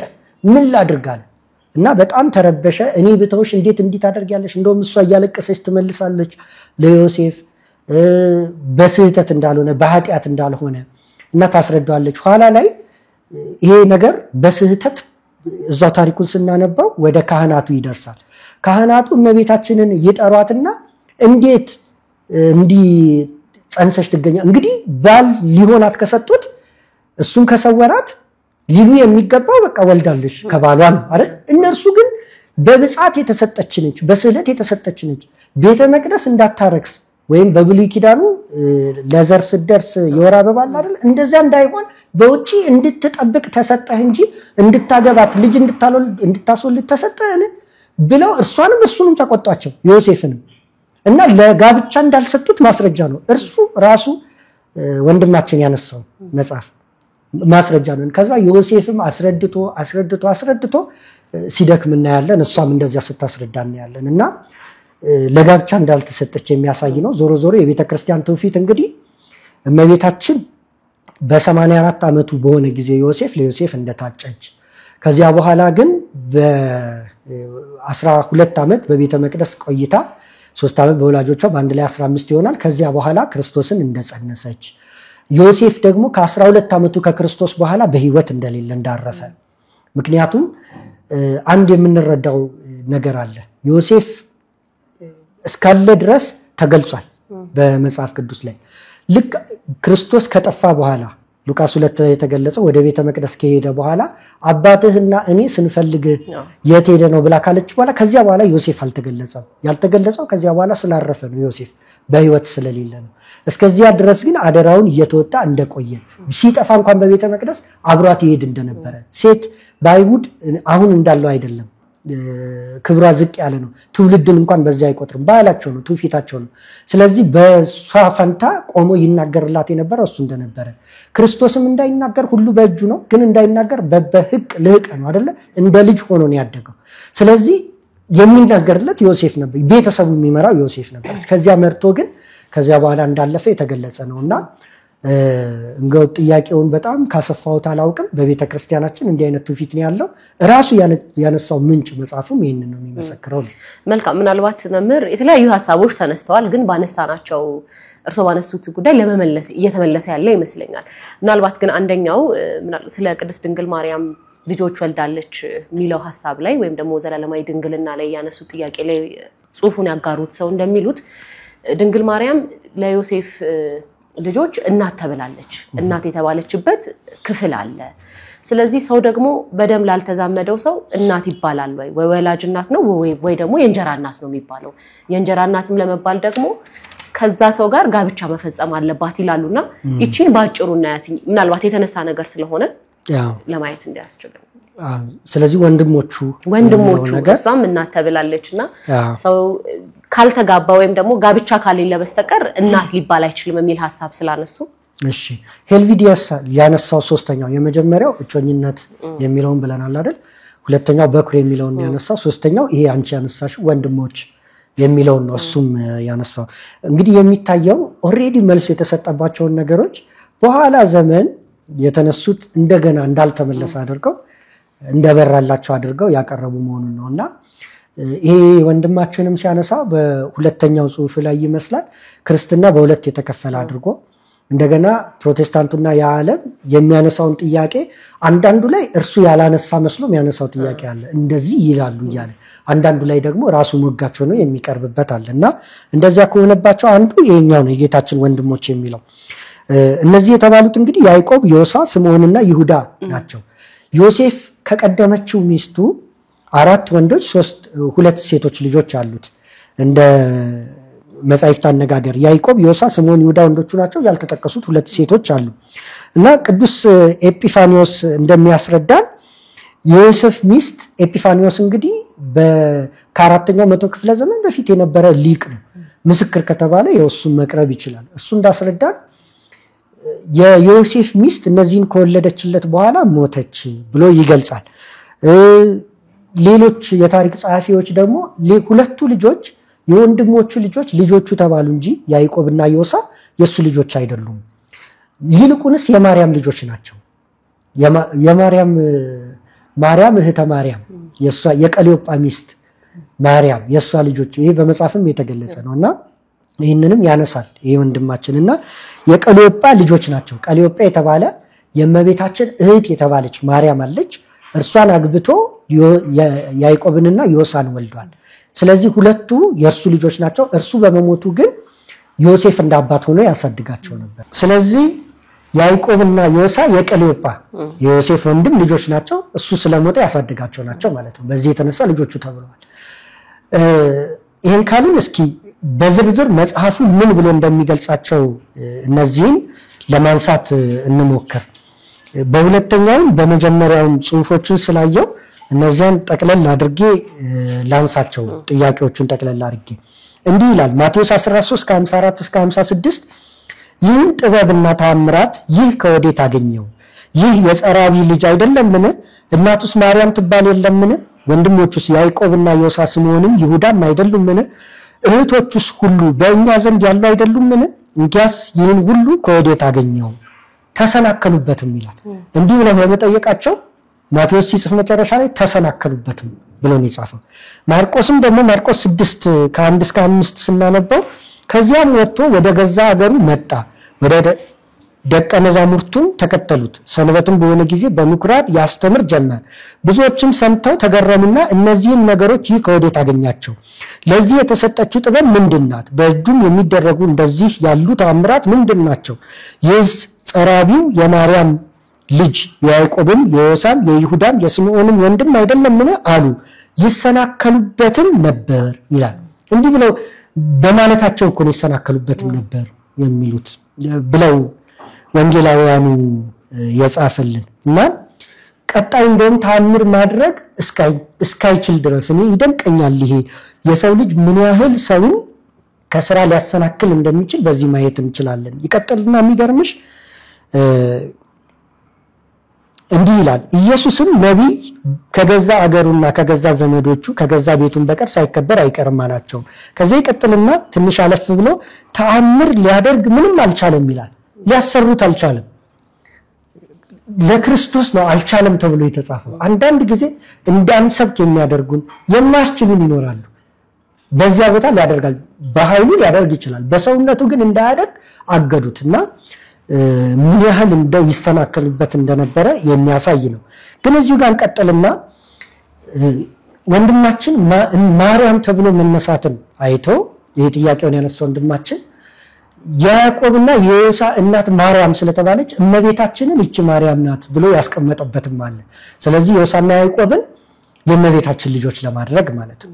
ስለዚህ ማቴዎስ 27:55 ላይ ይሄ በተለይ ከጌታ መቃብር ጋር በተያያዘ የተነሱትን ሶስቱን ሲኖፕቲክ ጎስፕልስና ሶስቱን ወንጌላትና የዮሐንስን ለብቻው እንዴት እንደለዩአቸው እንይ። ማቴዎስ 27:55 ላይ እንዲህ ይላል፣ መግደላዊት ማርያምና ያዕቆብና የዮሳ እናት ማርያም የዘብዴዎስም የልጆቹ እናት ነበሩ። የዘብዴዎስ የልጆቹ እናት ማን ናት? ማርያም ባውፍሊያ ነች። ማርያሞች ተሰብስበው ነበር ማለት ነው። ልብ በይ፣ መግደላዊት ማርያም፣ ያዕቆብና የዮሳ እናት ማርያም።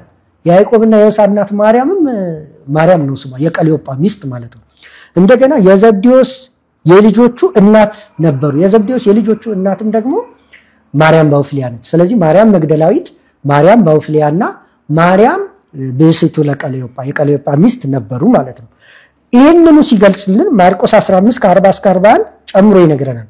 መግደላዊት ማርያም፣ የታናሹ ያዕቆብና የዮሳም እናት ማርያም ደገመው ሰሎሜም ነበሩ። ከዛ ይቀጥልና ከእርሱም ጋር ወደ ኢየሩሳሌም የወጡ ሌሎች ብዙዎች ሴቶች ነበሩ ይላል። ማርቆስ 24:10 ስማቸውን አይገልጽም፣ ግን ሴቶች ነበሩ ብሎ ያነሳል። ዮሐንስ 19:25 ላይ መልሱን ያስቀምጥልናል። ይህቺ ማርያም ማን እንደሆነች የቀሌዮጳ ሚስት። ነገር ግን በኢየሱስ መስቀል አጠገብ እናቱ ይላል ኮማ አይደል? ኪንግ ጄምስን አንስቶ ኮማ ሲል ነበር የወንድማችን እናቱ ብሎ እመቤታችንን ኮማ አደረገ። ከዚያ ቀጠለና የእናቱም እህት የቀሌዮጳ ሚስት ማርያም አለ። የእናቱም እህት የቀሌዮጳ ሚስት ማርያም። ስለዚህ የቀሌዮጳ ሚስት ማርያም የእናቱ እህት የተባለችው የያዕቆብና የዮሳ እናት ነች። ከዚያ ቀጠለና መግደላዊትም ማርያም ቆመው ነበር አለ። መግደላዊትም ማርያም ቆመው ነበር ብሎ ይሄ በመስቀሉ ስር ነው፣ ለመቃብሩ አይደለም፣ በመስቀሉ ስር የሆነውን ነው። ግን የትኞቹ እንደሆኑ በስም ገልጾ አስቀመጠልን። ስለዚህ ያችኛዋ ማርያም የዮሳና የያዕቆብ እናት የነበረችው የቀሌዮጳ ሚስት፣ ቀሌዮጳ የዮሴፍ ወንድም የነበረችው መሆኑን በዚህ መረዳት የምንችለው ነው። እንዲህ ከሆነ ታዲያ እንደውም እዚህ ጋር ጨምርና ዮሳ የሚባለው እኮ በህይወት አልነበረም። ስለሚያውቁ ጻፉት እንጂ ዮሳ በህይወት አልነበረም በዚህ ጊዜ። ምክንያቱም እመቤታችን በተሰደደች ጊዜ ወደ በረሃ በተሰደደች ጊዜ ወደ ግብጽ በረሃ አልዓዛር ከመቃብር ክርስቶስ በኋላ ላይ የሚያስነሳው የማርያምና የማርታ ወንድም ያን ጊዜ ነበረ። ስለዚህ ዮሳ ላከው ሄሮድስ እየተከተላችሁ ነው ብሎ እንዲነግራቸው እና ሲከተላቸው ተከትሎ ደረሰባቸው። ኋላ ሲነግራቸው እመቤታችንን አስደንግጦ ስለነበር እስከ ዕለተ ምጽአት እንዲቀሰፍ እዛ አዘዘው ጌታችን ማለት እናቴን አስደንግጣል ብሎ እና ይህን ታሪክ እናውቃለን። ዮሳ በህይወት የለም፣ ወንድሙ ቢሆንም ማለት ነው። ማለት የዮሴፍ ልጅ በመሆኑ ወንድሙ ቢሆንም በህይወት የለም። ስለዚህ ዮሳም ያዕቆብም በዚያን ጊዜ የነበሩ ናቸው። ታሪክ ይህንን ነው የሚያስረዳው እንጂ ከክርስቶስ በኋላ ከእመቤታችን የተወለዱ አለመሆናቸውን በዚህ መረዳት እንችላለን። ያስቀረውት ካለ አስታውሽ። መልካም። ምናልባት መምህር እዚህ ላይ ይቅርታ ላቋርጥሽ፣ በመጽሐፍ ልማድ አለ የዘነጋውትን አስታወስኩት። እህትነት ወንድምነት በተለያየ መልክ ይገለጻል። በመጽሐፍ ቅዱስ ልማድ እናሳይ። በልደት ለምሳሌ ማቴዎስ 1:2 ላይ ያዕቆብም ይሁዳና ወንድሞቹን ወለደ ይላል። ስለዚህ በታሪክ ሲናገር ያዕቆብ ይሁዳና ወንድሞቹን ወለደ፣ በልደት ወንድም ይባላል። ሁለተኛ በዝምድና ወንድም ተብሏል በመጽሐፍ ቅዱስ ዘፍጥረት 14:8 ላይ ወንድማማች ነንና ይለዋል አብርሃም ሎጥን። ወንድማማች አይደሉም፣ በዝምድና ወንድም ብሎ ጠራው። በፍቅርም እንደዛ ይባላል። ሁለተኛ ሳሙኤል 1:36 ላይ ወንድሜ ዮናታን ሆይ ይለዋል ዳዊት ዮናታንን። ነገዳቸው ራሱ ይለያያል። የይሁዳ ነገድ የቢንያም ነገድ ነው፣ ግን ወንድሜ ሆይ ብሎ ጠራው። በዘር አዝማር በዘር እንኳን የሚገናኙ አይደሉም፣ ፍጹም ተለያይተው በፍቅር ግን ወንድሜ ያለው። እኛም ደግሞ አሁን እኮ በፍቅር አጠራር ይሄንን ጥያቄውን ያነሳነው ወንድማችን እያልን እያነሳን ነበር። ሌላው በሃይማኖት ወንድም ይባላል። አሞጽ 1:9 ላይ የወንድሞችንን ቃል ኪዳን አላሰቡምና ብሎ እግዚአብሔር ቁጣውን በሚናገርበት ጊዜ የወንድሞችን ቃል ኪዳን ወንድሞች የተባሉት እነዚያ ነው። ከዚያ ደግሞ ቃል ኪዳን ብሎ ደግሞ ሃይማኖታቸውን አንስቷል። የሐዋርያት ሥራ 9:30 ላይም ተመሳሳዩ ነገር ተገልጾ እናገኛለን። ስለዚህ ሌሎችም እንዲህ ወንድሞች ተብሎ ተገልጿል። ሁሉም የሰው ዘር ደግሞ በምንም ባንገናኝም ከዚህ ሰው ጋር የሰው ዘር በመሆኑ ወንድም እንባባላለን። ዘፍጥረት 9:5 ላይ ወንድሞችንም ሁሉ ብሎ የገለጸው የሰው ዘር ሁሉ ወንድም የአዳም ዘር ነና ወንድም ተብሎ የሚገለጽ መሆኑን ለማስረዳት ነው። አሁን እዚህ ጋር ያዕቆብና ይሁዳ መልእክቶቻቸውን እንዴት እንደጻፉ የጌታ ወንድሞች የተባሉት ያዕቆብና ይሁዳ ልብ በይ። ያዕቆብ ሲጽፍ የጌታ ባሪያ ብሎ ጻፍ እንጂ ራሱን ወንድም አላደረገም። ይሁዳ ሲጽፍ የያዕቆብ ወንድም ማለት ይሁዳ ልብ በይ።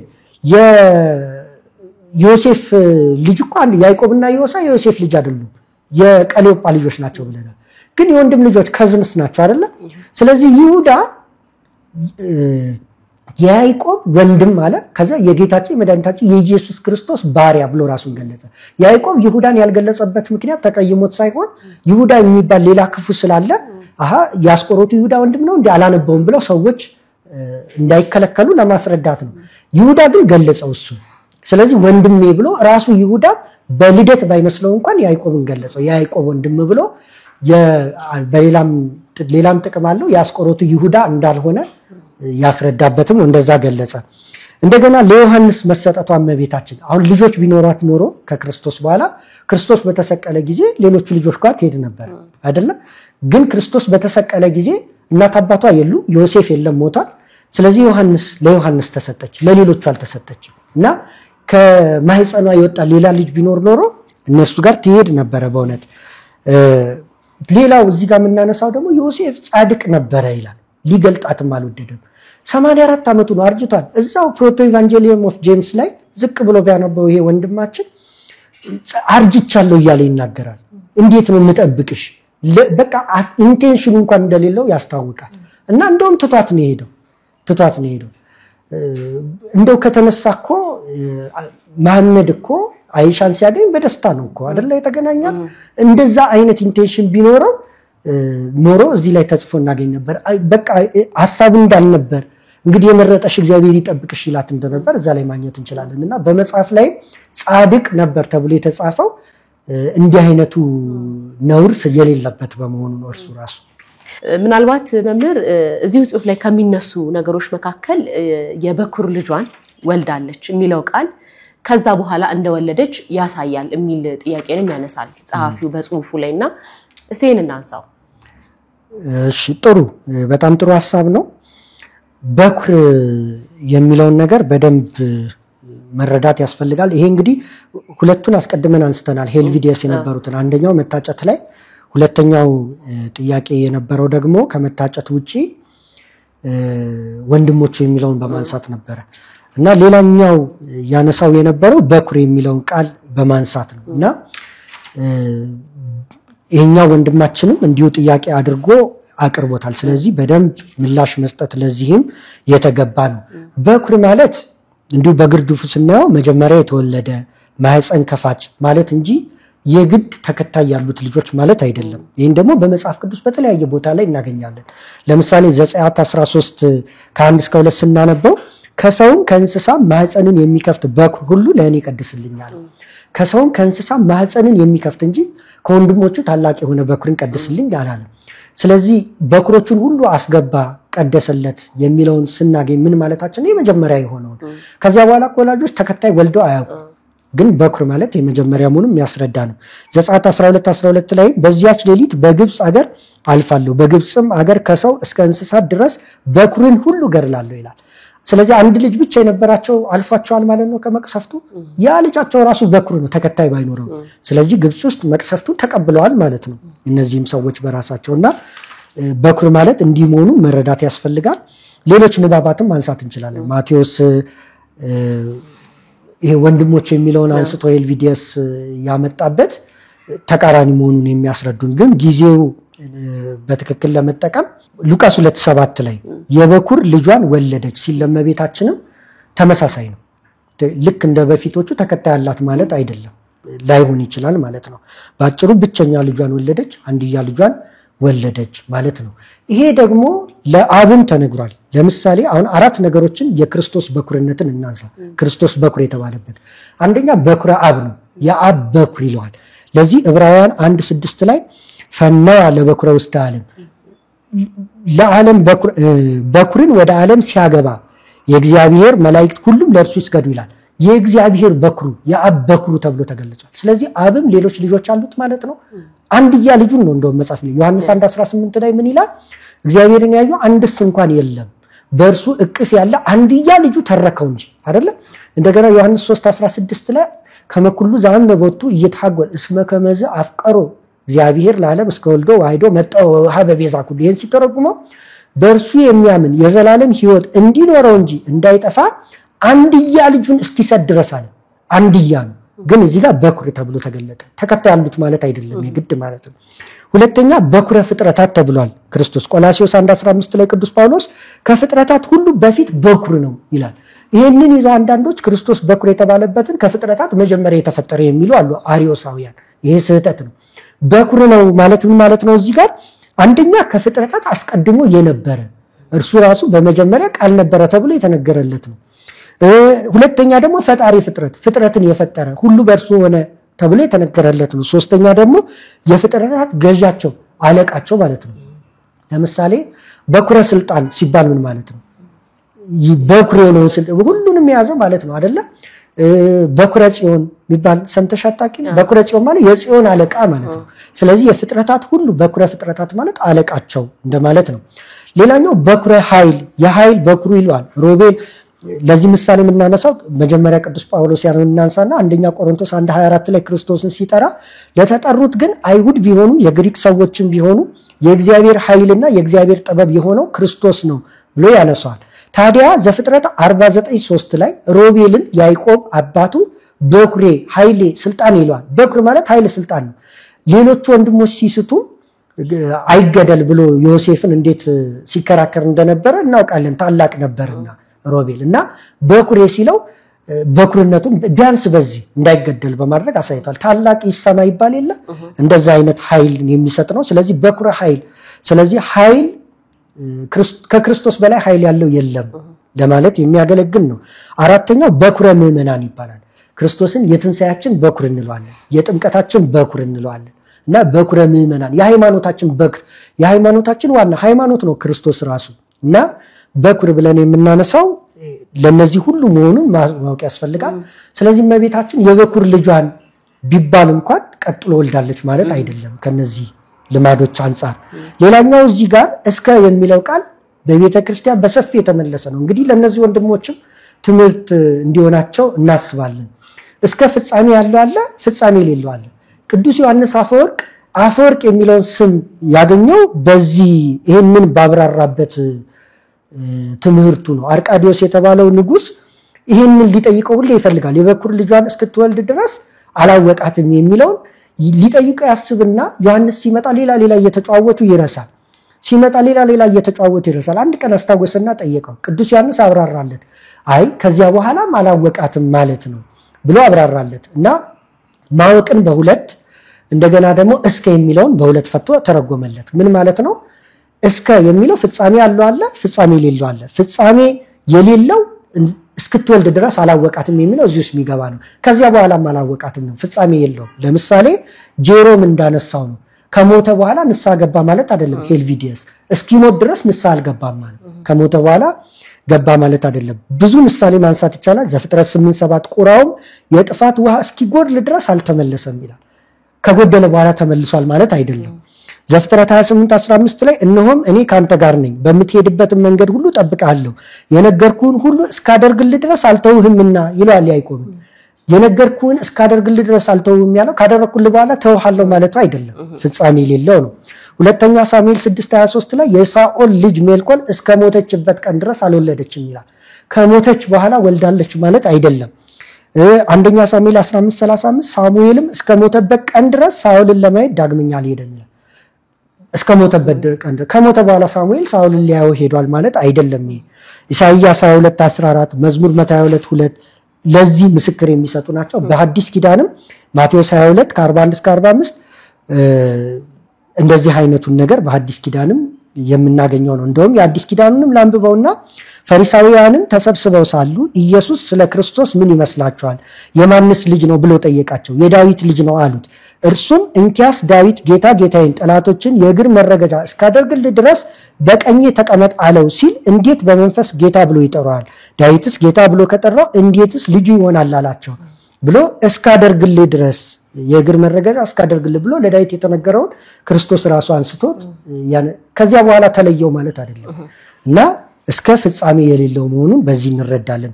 ማቴዎስ 28:20 ብናነበው እስከ ዓለም ፍጻሜ አልለያችሁም ሲል ከዓለም ፍጻሜ በኋላ አልለያችኋለሁ ማለት አይደለም። በአዲስ ኪዳንም እንዲያሉ ማለት ነው። ስለዚህ ዮሐንስ አፈወርቅ ሲተረጉም ይሄ በጣም ወሳኝ ክፍል ስለሆነ ነው። ስለ 5 ነገሮች ዮሴፍ አላወቃትም ነበር ይላል። 5 ነገሮች እስኪከናወኑ ድረስ ማነው ክርስቶስ መሆኑን የወለደችውን አላወቀም ነበር። ሁለተኛ ደግሞ ሰሎሜ ከሰሎሜ ጋር የተያያዘ ኤራቅሊስ የተባለ ሊቅ ደግሞ 5 ሌሎች ነገሮች እስኪከናወኑ ድረስ እመቤታችንን አላወቃትም ነበር ክትወልደው። ከዚያ በኋላ አወቃት ማለት የአምላክ እናት መሆኗን የወለደችው አምላክ መሆኑን አወቀ ማለት ነው። እነዚህ 5 ነገሮች ምንድናቸው? ቅዱስ ዮሐንስ አፈወርቅ የዘረዘረው እነዚህ ሲሆኑ ነው ዮሴፍ አምላክ መሆኑን ያወቀው ብሎ ምጽአተ ሰብአ ሰገል ሲመጡ ሁረተ ኮከብ በካልፍና ከምድር ከፍ ከሰማይ ዝቅ ብሎ ባልተለመደ መንገድ ኮከብ እንደገና ደግሞ በመጣበት አልተመለሰም፣ በሌላ መንገድ መራቸውና ይሄ ምልክት። ሶስተኛው ስርቀተ ስብሐተ እግዚአብሔር ታላቅ የሆነ ክብር ተደርጎለታል ለሕፃኑ ወይም ደግሞ ፊቱ ሁሉ ሲያበራ ነበር ይላል። ክብሩ የተባለው እሱ ነው። ይሄን ክብሩን አይቶ ሌላኛው ቅዳሴ መላእክት የመላእክት ዝማሬ፣ ሌላው የፍርሃተ ኖሎትን የእረኞችን ፍርሃት አይቶ አምላክ መሆኑን አወቀ።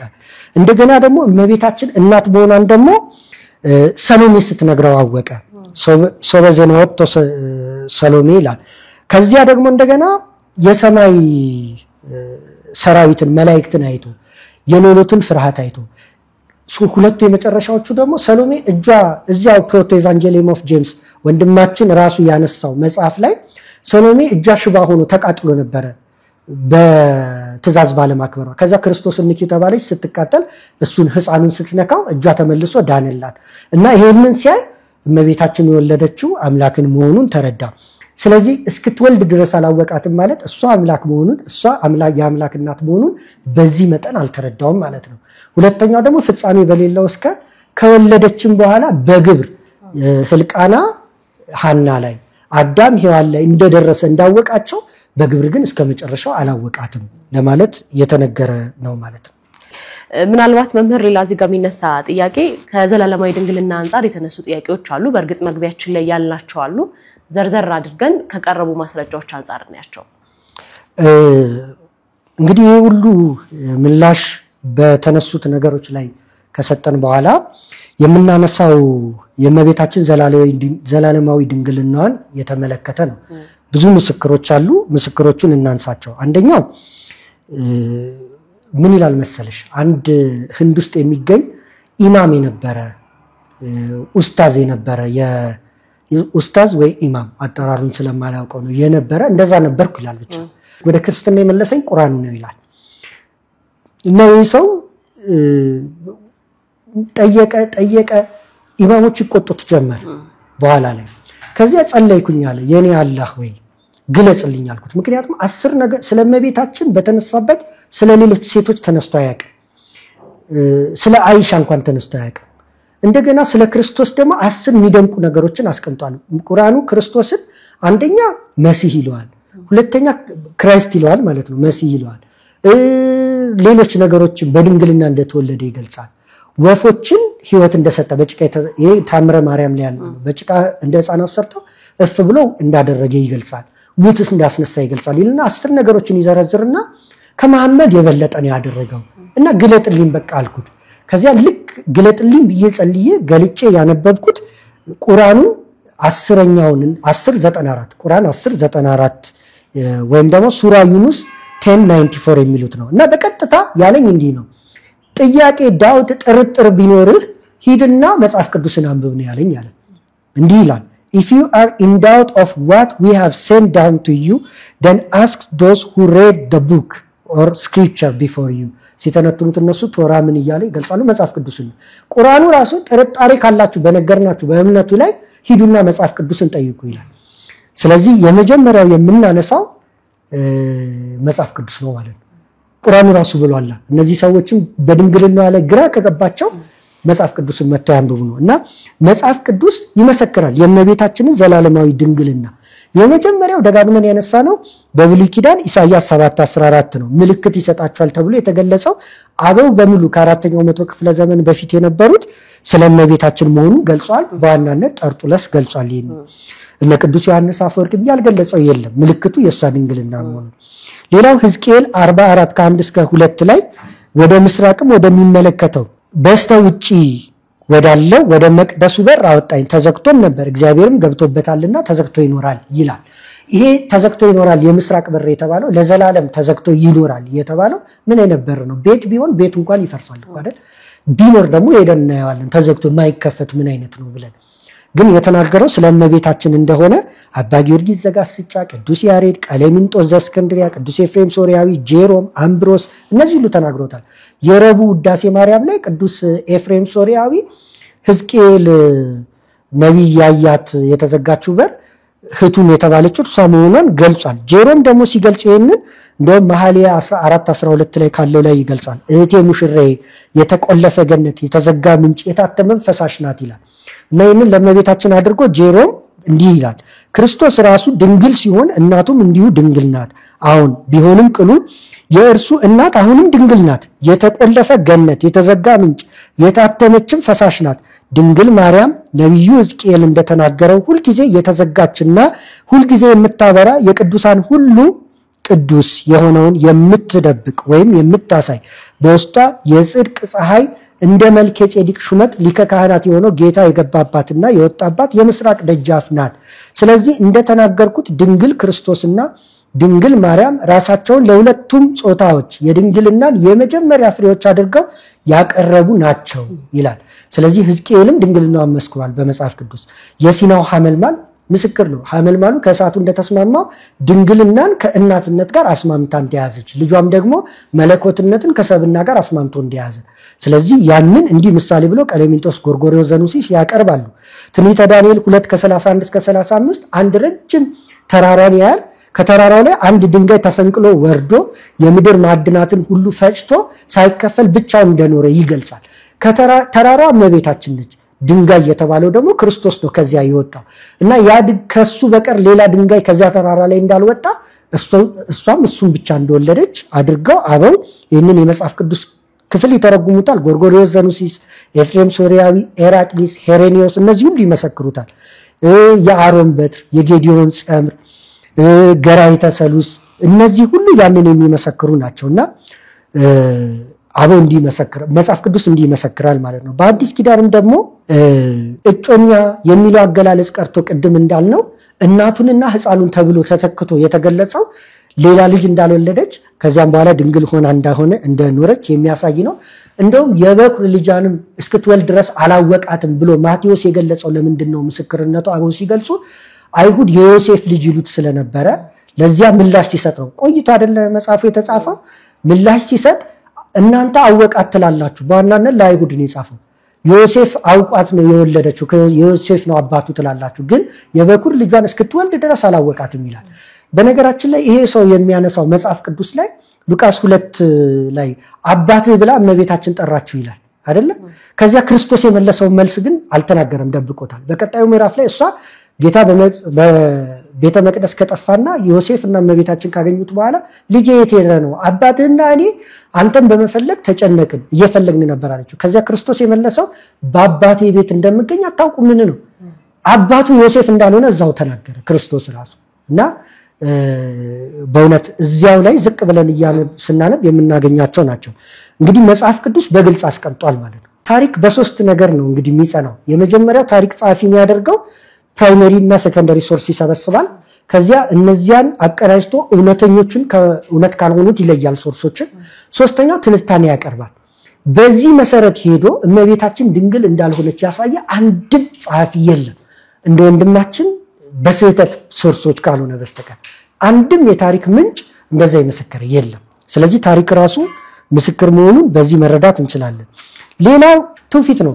ሶስተኛ የምናነሳው መጽሐፍ ቅዱስ ብለናል፣ ታሪክ ብለናል፣ ትውፊት ነው። በትውፊት ደግሞ አርጌንስም ዮሐንስ አፈወርቅም ሌሎችም ከበፊት ከአባቶቻችን የወረደ እያሉ ድንግልናዋን መስክሯል በመጽሐፍ እና እኛ ዘንድም ድረስ ደግሞ ደርሷል። በሐዋርያዊ ቅብብሎሽ ይቀጥል የለ በመጽሐፍ በአፍም ያ ብዙ ያልተጻፈ ነገር እኮ አለ። በትውፊት ደግሞ ተመስክሯልና ያው ቋሚ ምስክር ነው። ትውፊት ራሱ ሰዓት ስለሌለን አልዘርዝረው። ሌላ የአዋልድ መጻሕፍት ምስክር ነው። አዋልድ መጻሕፍት ብለን 3 ብናነሳ ሶስተኛው እንደውም እሱ ወንድማችን የጠቀሰው ነው። አንደኛው እርገተ ኢሳይያስ ዳሴሽን ኦፍ ኢሳይያ የሚባለው በሁለተኛው መቶ ክፍለ ዘመን የነበረ መጽሐፍ። ሁለተኛው የሰሎሞን መወድስ ኦዴስ ኦፍ ሶሎሞን የሚባለው። ሶስተኛው የቅዱስ ያዕቆብ ድርሳን ፕሮቶ ኢቫንጀሊየም ኦፍ ጄምስ ብሎ እርሱ ያነሳው እኛም ደጋግመን ምላሽ የሰጠንበት ድንግልናዋን በደንብ የመሰከሩ መሆናቸው ማየት እንችላለን። አምስተኛው የአይንም የትውፊትም የመጻሕፍት ምስክር የነበሩ ሊቃውንት ብንዘረዝራቸው ቦታ የላቸውም። ቀለሚንጦስ ዘእስክንድርያ፣ አርጌንስ፣ ሄጌሲፐስ፣ አውሳቢዮስ፣ የፖቲዮሱ ሂላሪ፣ ቅዱስ ዮሐንስ አፈወርቅ፣ ቅዱስ ያሬድ፣ ቅዱስ አትናቴዎስ፣ ቅዱስ ዲዲሞስ አይነ ስውሩ፣ የቬሮናው አባ ዜኖ፣ ጎርጎርዮስ ዘንውስስ፣ ቄርሎስ ዘእስክንድርያ፣ አምብሮስ ዘሚላን፣ ኤጲፋኒዮስ፣ ጄሮም፣ ቅዱስ ኤፍሬም፣ አባ ጊዮርጊስ፣ ቅዱስ ጴጥሮስ ተፍጻሜተ ሰማዕት፣ ሊቁ አውግስጢኖስ፣ የአንካራው አባ ቴዎዶጦስ እነዚህ ሁሉ ዘላለማዊ ድንግልና መስክረዋል። እንግዲህ እነዚህ ሁሉ እንደው ቅዱስ ኤፍሬምና አባ ጊዮርጊስን ኋለኛ ላይ አድርገን ጠቀስን እንጂ እስከ አራተኛው ያሉትን ብንዘረዝር እኚህ ሁሉ ሊቆች በጊዜ የነበሩት የመሰከሩትን ማን ሆነን ነው ዛሬ ከነሱ በኋላ መልስ የተሰጠውን የኤልቪዲየስን ክህደት አንስተን ሌሎች ልጆች ወልዳለች የምንለው? እና ምንም አይነት ምንጭ እንደሌለን ያንን የሚያፈርስ የሚያሳይ ነው ለማለት ነው።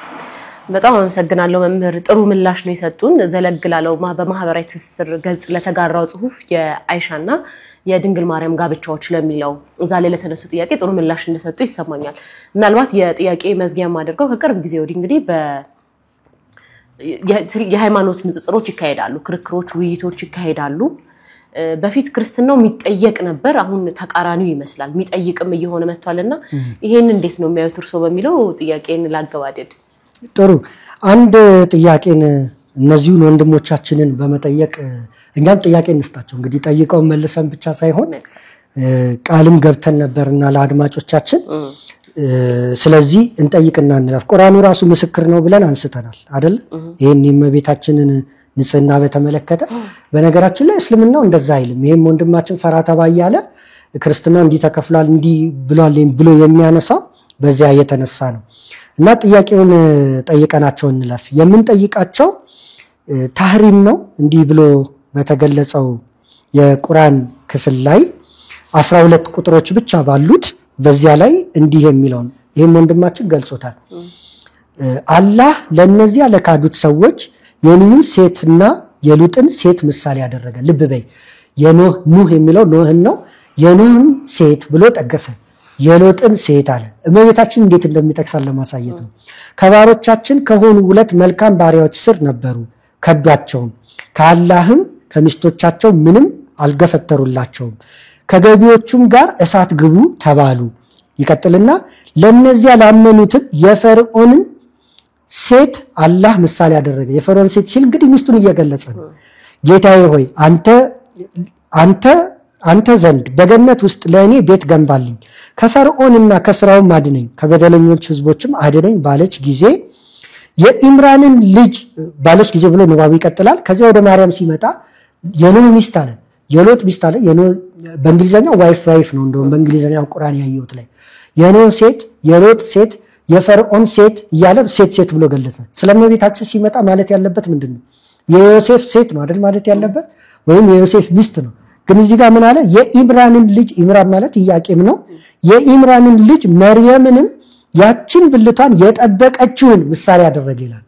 ብልቷን የጠበቀችውን ሲል ምን ማለት ነው? ሌሎቹ ሴቶች እኮ እንዲያልተቀጸለላቸው ድንግል ነበሩ እኮ ሌሎቹ ለምሳሌ የኖህ ሚስት አልተጻፈልንም፣ ግን መቼስ በአይሁድ ዘንድ የሚያስነቅፍ የሚያስወግር ስለሆነ ሴቶች በምን እንደሚያልፉ እናውቃለን።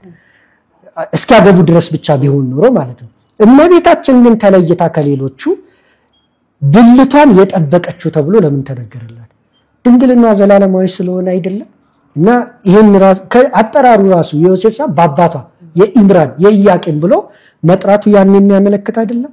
በራሱ በእርሱም ውስጥ ከመንፈሳችን ነፋን እያለ ይቀጥላል። እሱን እንተወውና ይሄን ጥያቄ እንግዲህ ሙስሊሞች የሆኑ የሚከታተሉን ካለ እንደው በንጽህና ቢያዩት። ስለዚህ ፈጽሞ የምትነጻጸር እንዳልሆነች እመቤታችን እንኳን እኛ ቁርአን ራሱ የሚመሰክር ነውና ይሄ መምህራቸው የተሳሳተ ንጽጽርን ወይም ደግሞ አጀንዳ ለማስቀየስም ይሆናል የተሳሳተ ነገሩን ማድረጉን በዚህ እንዲረዱ እፈልጋለሁ። ከዚያ ውጪ እዚሁ ላይ አሁንም ወደ አንቺ ከመምጣቴ በፊት ከይቅርታ ጋር ያነሳው አንድ ሶርስ አለ። እሱም መጽሐፍ ሙሉ ቢታይ የ26ኛው ቻፕተር ብሎ ያነሳው ዲቮርስድ ፈታት ዮሴፍ ብሎ ያነሳው ስተት የስተት ምንጭ ለምን እንጠቅሳለን? እውነተኛ ክርክር በእውነት ነው መሆን ያለበት። ያንን ቤተክርስቲያን አትቀበለው። ጉግል ላይ ያን ቻፕተሩን ብና መጽሐፉ ሶፍት ኮፒ አለ፣ ለሚፈልገው እንኳን መስጠት ይችላል። ወደ 600 ምናምን ገጽ ነው። እንትኖቹ የአፖክሪፋል ጎስፕልስ ነው ርዕሱ የጠቀሰው ወንድማችን በግሪኩ የተጻፈውን በአንድ ገጽ ከዛ በእንግሊዘኛ የተተረጎመውን በአንድ ገጽ እያደረገ የሚያሳይ ነው። እና 26ኛው ቻፕተር የኒቆዲሞስ ወንጌል ነው። the gospel of ኒቆዲሞስ ነው የሚለው በዚያ ላይ the gospel of ኒቆዲሞስ ደግሞ ሲዩት ሂፖክሪፋ ነው። በእኛ ማለት ሲዩዶ ማለት የውሸት ነው። ኦርቶዶክሳውያን አብያተ ክርስቲያናት የሚቀበሉት አይደለም። ለማንቀበለው ነገር ኦርቶዶክሳውያን ብቻ ሳይሆን አብዛኞቹ ክርስቲያኖች አይቀበሉትም። የማንቀበለውን ጥንት የተወገዘውን መጽሐፍ አንስቶ ይሄው መጽሐፋችሁ ብሎ ለምን ያመጣብናል? እና ሙግቱ ራሱ የደከመ ሙግት መሆኑን የሚያሳይ ነው። እሱን ካልኩ በኋላ በዘመኑ ያለውን አንቺ ያነሳሽልኝን ለመመለስ ያህል በጣም እግዚአብሔርን የሚያስመሰግን ስራ እየሰሩ ያሉ ሰዎች እንዳሉ እረዳለሁ። ጥሩ ነው። በጣም እየመረመሩ ጥያቄን መጠየቅ፣ ምላሽ መስጠት፣ ማስተማር በጣም ተገቢ ነው። ግን ደግሞ ልብ ልንላቸው የሚያስፈልጉ ነገሮች አሉ። አንዳንድ ችግሮች ሲፈጠሩ አይተናል። እንዳይፈጠሩ ለማድረግ የመጀመሪያው ማድረግ ያለባቸው እነዚህ ወጣቶች እንግዲህ እኔ የሚል አቋምን መውሰድ የለባቸውም። እኔ ማምነው እንዲህ ነው። አንዳንዶቹ ጥሩ ምላሽ እየሰጡ እያገለገሉ እኔ በሚል አቋም የእኔ አቋም በሚል ከቤተክርስቲያን የተለየ አስተምሮ ሲያስተላልፉ አይተናል። ስለዚህ ካልተረዱ የቤተክርስቲያን አባቶች ጋር በጉባኤ ቤት ብዙ አባቶች ምዕመኑን እንዳያሳስቱ ይዟቸው ይኖሩ። ለምዕመኑ ለህይወት የሚቀርበውን ብቻ ሲነግሩ ቆይተዋል። አሁን ግን ወጣቶች እየቆፈሩ እየተናገሩ ጥሩ ነው ማውጣታቸው። እነዚያን ነገሮች ለምዕመን እስካቀረቡ ደግሞ አበው ጋር ደርሰው በአበው እንዴት እንደሚተረጎም ማየት ይገባቸዋል። ብሂል ራሱ አለ፣ በአበው የሚታለፍበት ብሂል። ያንን መማር ያስፈልጋቸዋል እንጂ እኔ ባነበብኩት አይባልም። ምክንያቱም የኛ አበው እኮ ሲማሩ መጻሕፍትን ሲያነቡ ዝም ብሎ አይደለም። ትርጓሜን ተምሮ ቀን የተማሩትን አሁን የኛ መምህር መጋቢ አዲስ ምስጢሩ የሚባሉ በእኛ ደብር ያሉ ሲነግሩን ቀን ከእንታ እዝራ ጋር የተማሩትን ማታ ይጸልዩታል። ስለዚህ በትምህርት ሎጂካል አንደርስታንዲንግ ብቻ አይደለም እንዲሰባቸው ነው የሚያስፈልገውና አሁን ሲናገሩ በትምህርት ራሱ ተማሪውን ምን ይሉታል? ተምረሃል ሰምተሃልን ይሉታል። አዎ ሰምቻለሁ ካለ ተረድተሃልን? ማን አድምጠሃልን? አዎ አድምጫለሁ ካለ ተረድተሃልን ይሉታል። አዎ ተረድቻለሁ ካለ ተሰብተዋልን ይሉታል። ክርስትናን የምንማረው እስክንሰማ እስክናደምጥ እስክንረዳ ብቻ አይደለም፣ እስኪሰባን ነው ማንነታችን ከዚያ እስኪሰራ እና ባዮሎጂን ፊዚክስን በተረዳንበት መጻሕፍትን አንብበን ላንረዳ እንችላለን። አርጌንስ የተባለው እንኳን በጥንት ጊዜ ምን ያደርጋል? በጣም ተሃራሚ ነው። ጉንጭ ስጋ ያለው አይመስልም፣ ስኬሌተኑ ይታይ ነበር ቅርጹ። እና አባ ፖምቦ የሚባሉ በጊዜው ነበሩ እና ያልተገለጸለት ንባብ ሲኖር እኔ ማን ነው እንዲህ ነው ብሎ አላለፈም። ለአባ ፖምቦ መልእክት ይልካል። እሳቸው ከመለሱለት ይመልሱለታል። ለምንድን ነው እንዲህ የሚያደርገው? እኔ በከተማ ነው ያለሁት፣ እሳቸው ሙሉ ጊዜያቸውን ከእግዚአብሔር ጋር እያሳለፉ በገዳም ነው ያሉት፣ ስለዚህ ከኔ የተሻለ መገለጥ ይኖራቸዋል ብሎ ነው እንደዚህ ያለው እና ይልክላቸዋል። ካልተረዳ ካልመለሱለት ሁለተኛ ይልካል። ሶስተኛ ካልመለሱለት ግን ደግሞ አይልክም። ይሄ ምስጢር ለኔ አልተፈቀደም ይላል። ስለዚህ ደረጃችንን ማወቅ ያስፈልጋል።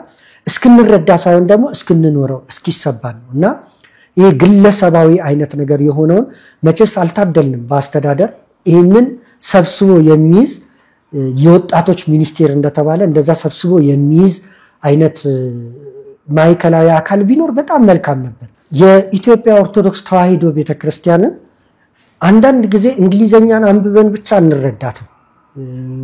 ብዙ የተቀሰጡ ነገሮችም ሊኖሩ ይችላሉ።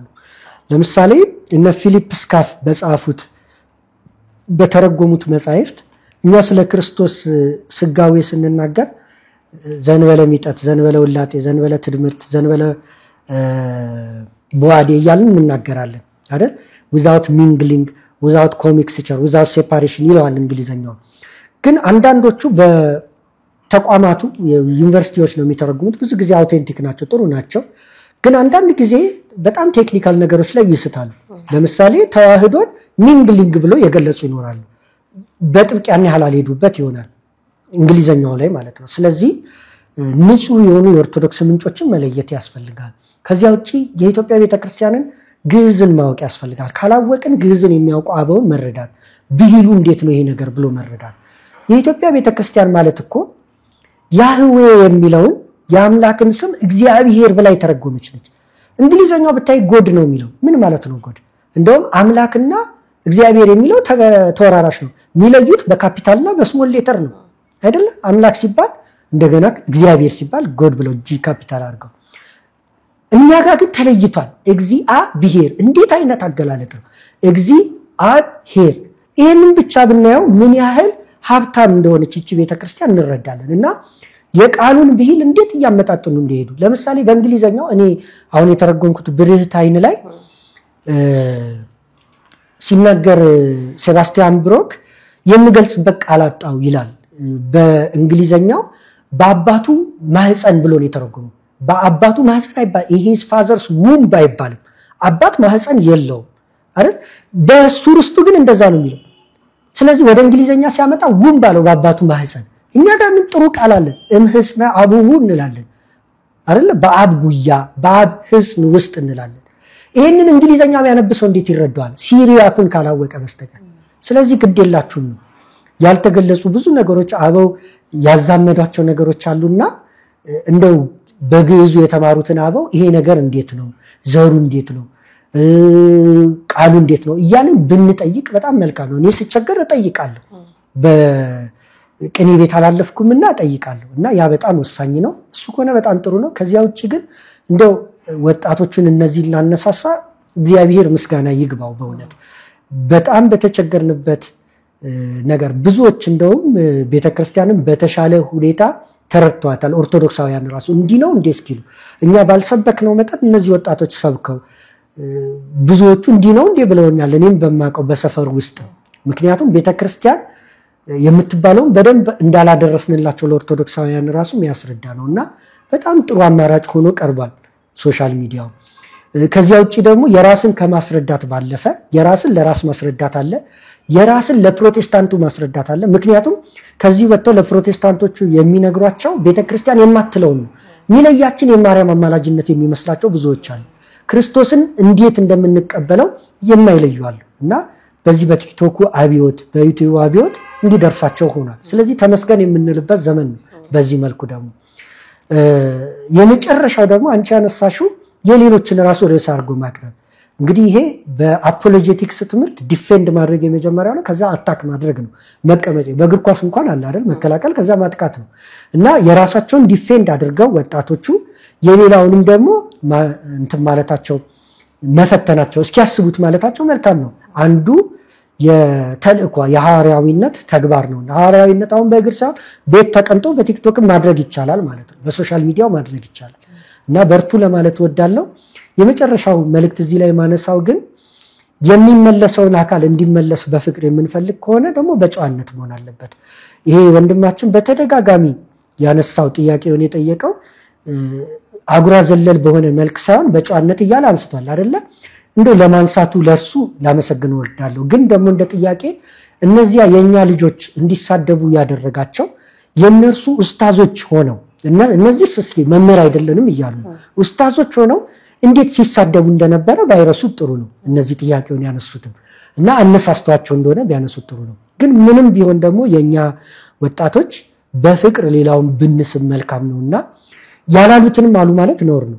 አሁን ይሄ ወንድማችን ያላልነው ነው ቤተክርስቲያን ማትለው ነው እንዲህ ትላለች የሚለው እንደሱ ማድረግ ጥቅም የለውም። እውነትን እንደያዝን ስለምናምን እውነቱን ብቻ አንስተን ካለማጋነን ካለምን ብቻዋን ትቆማለች። እውነት ብናቀርበው በቂ ነው።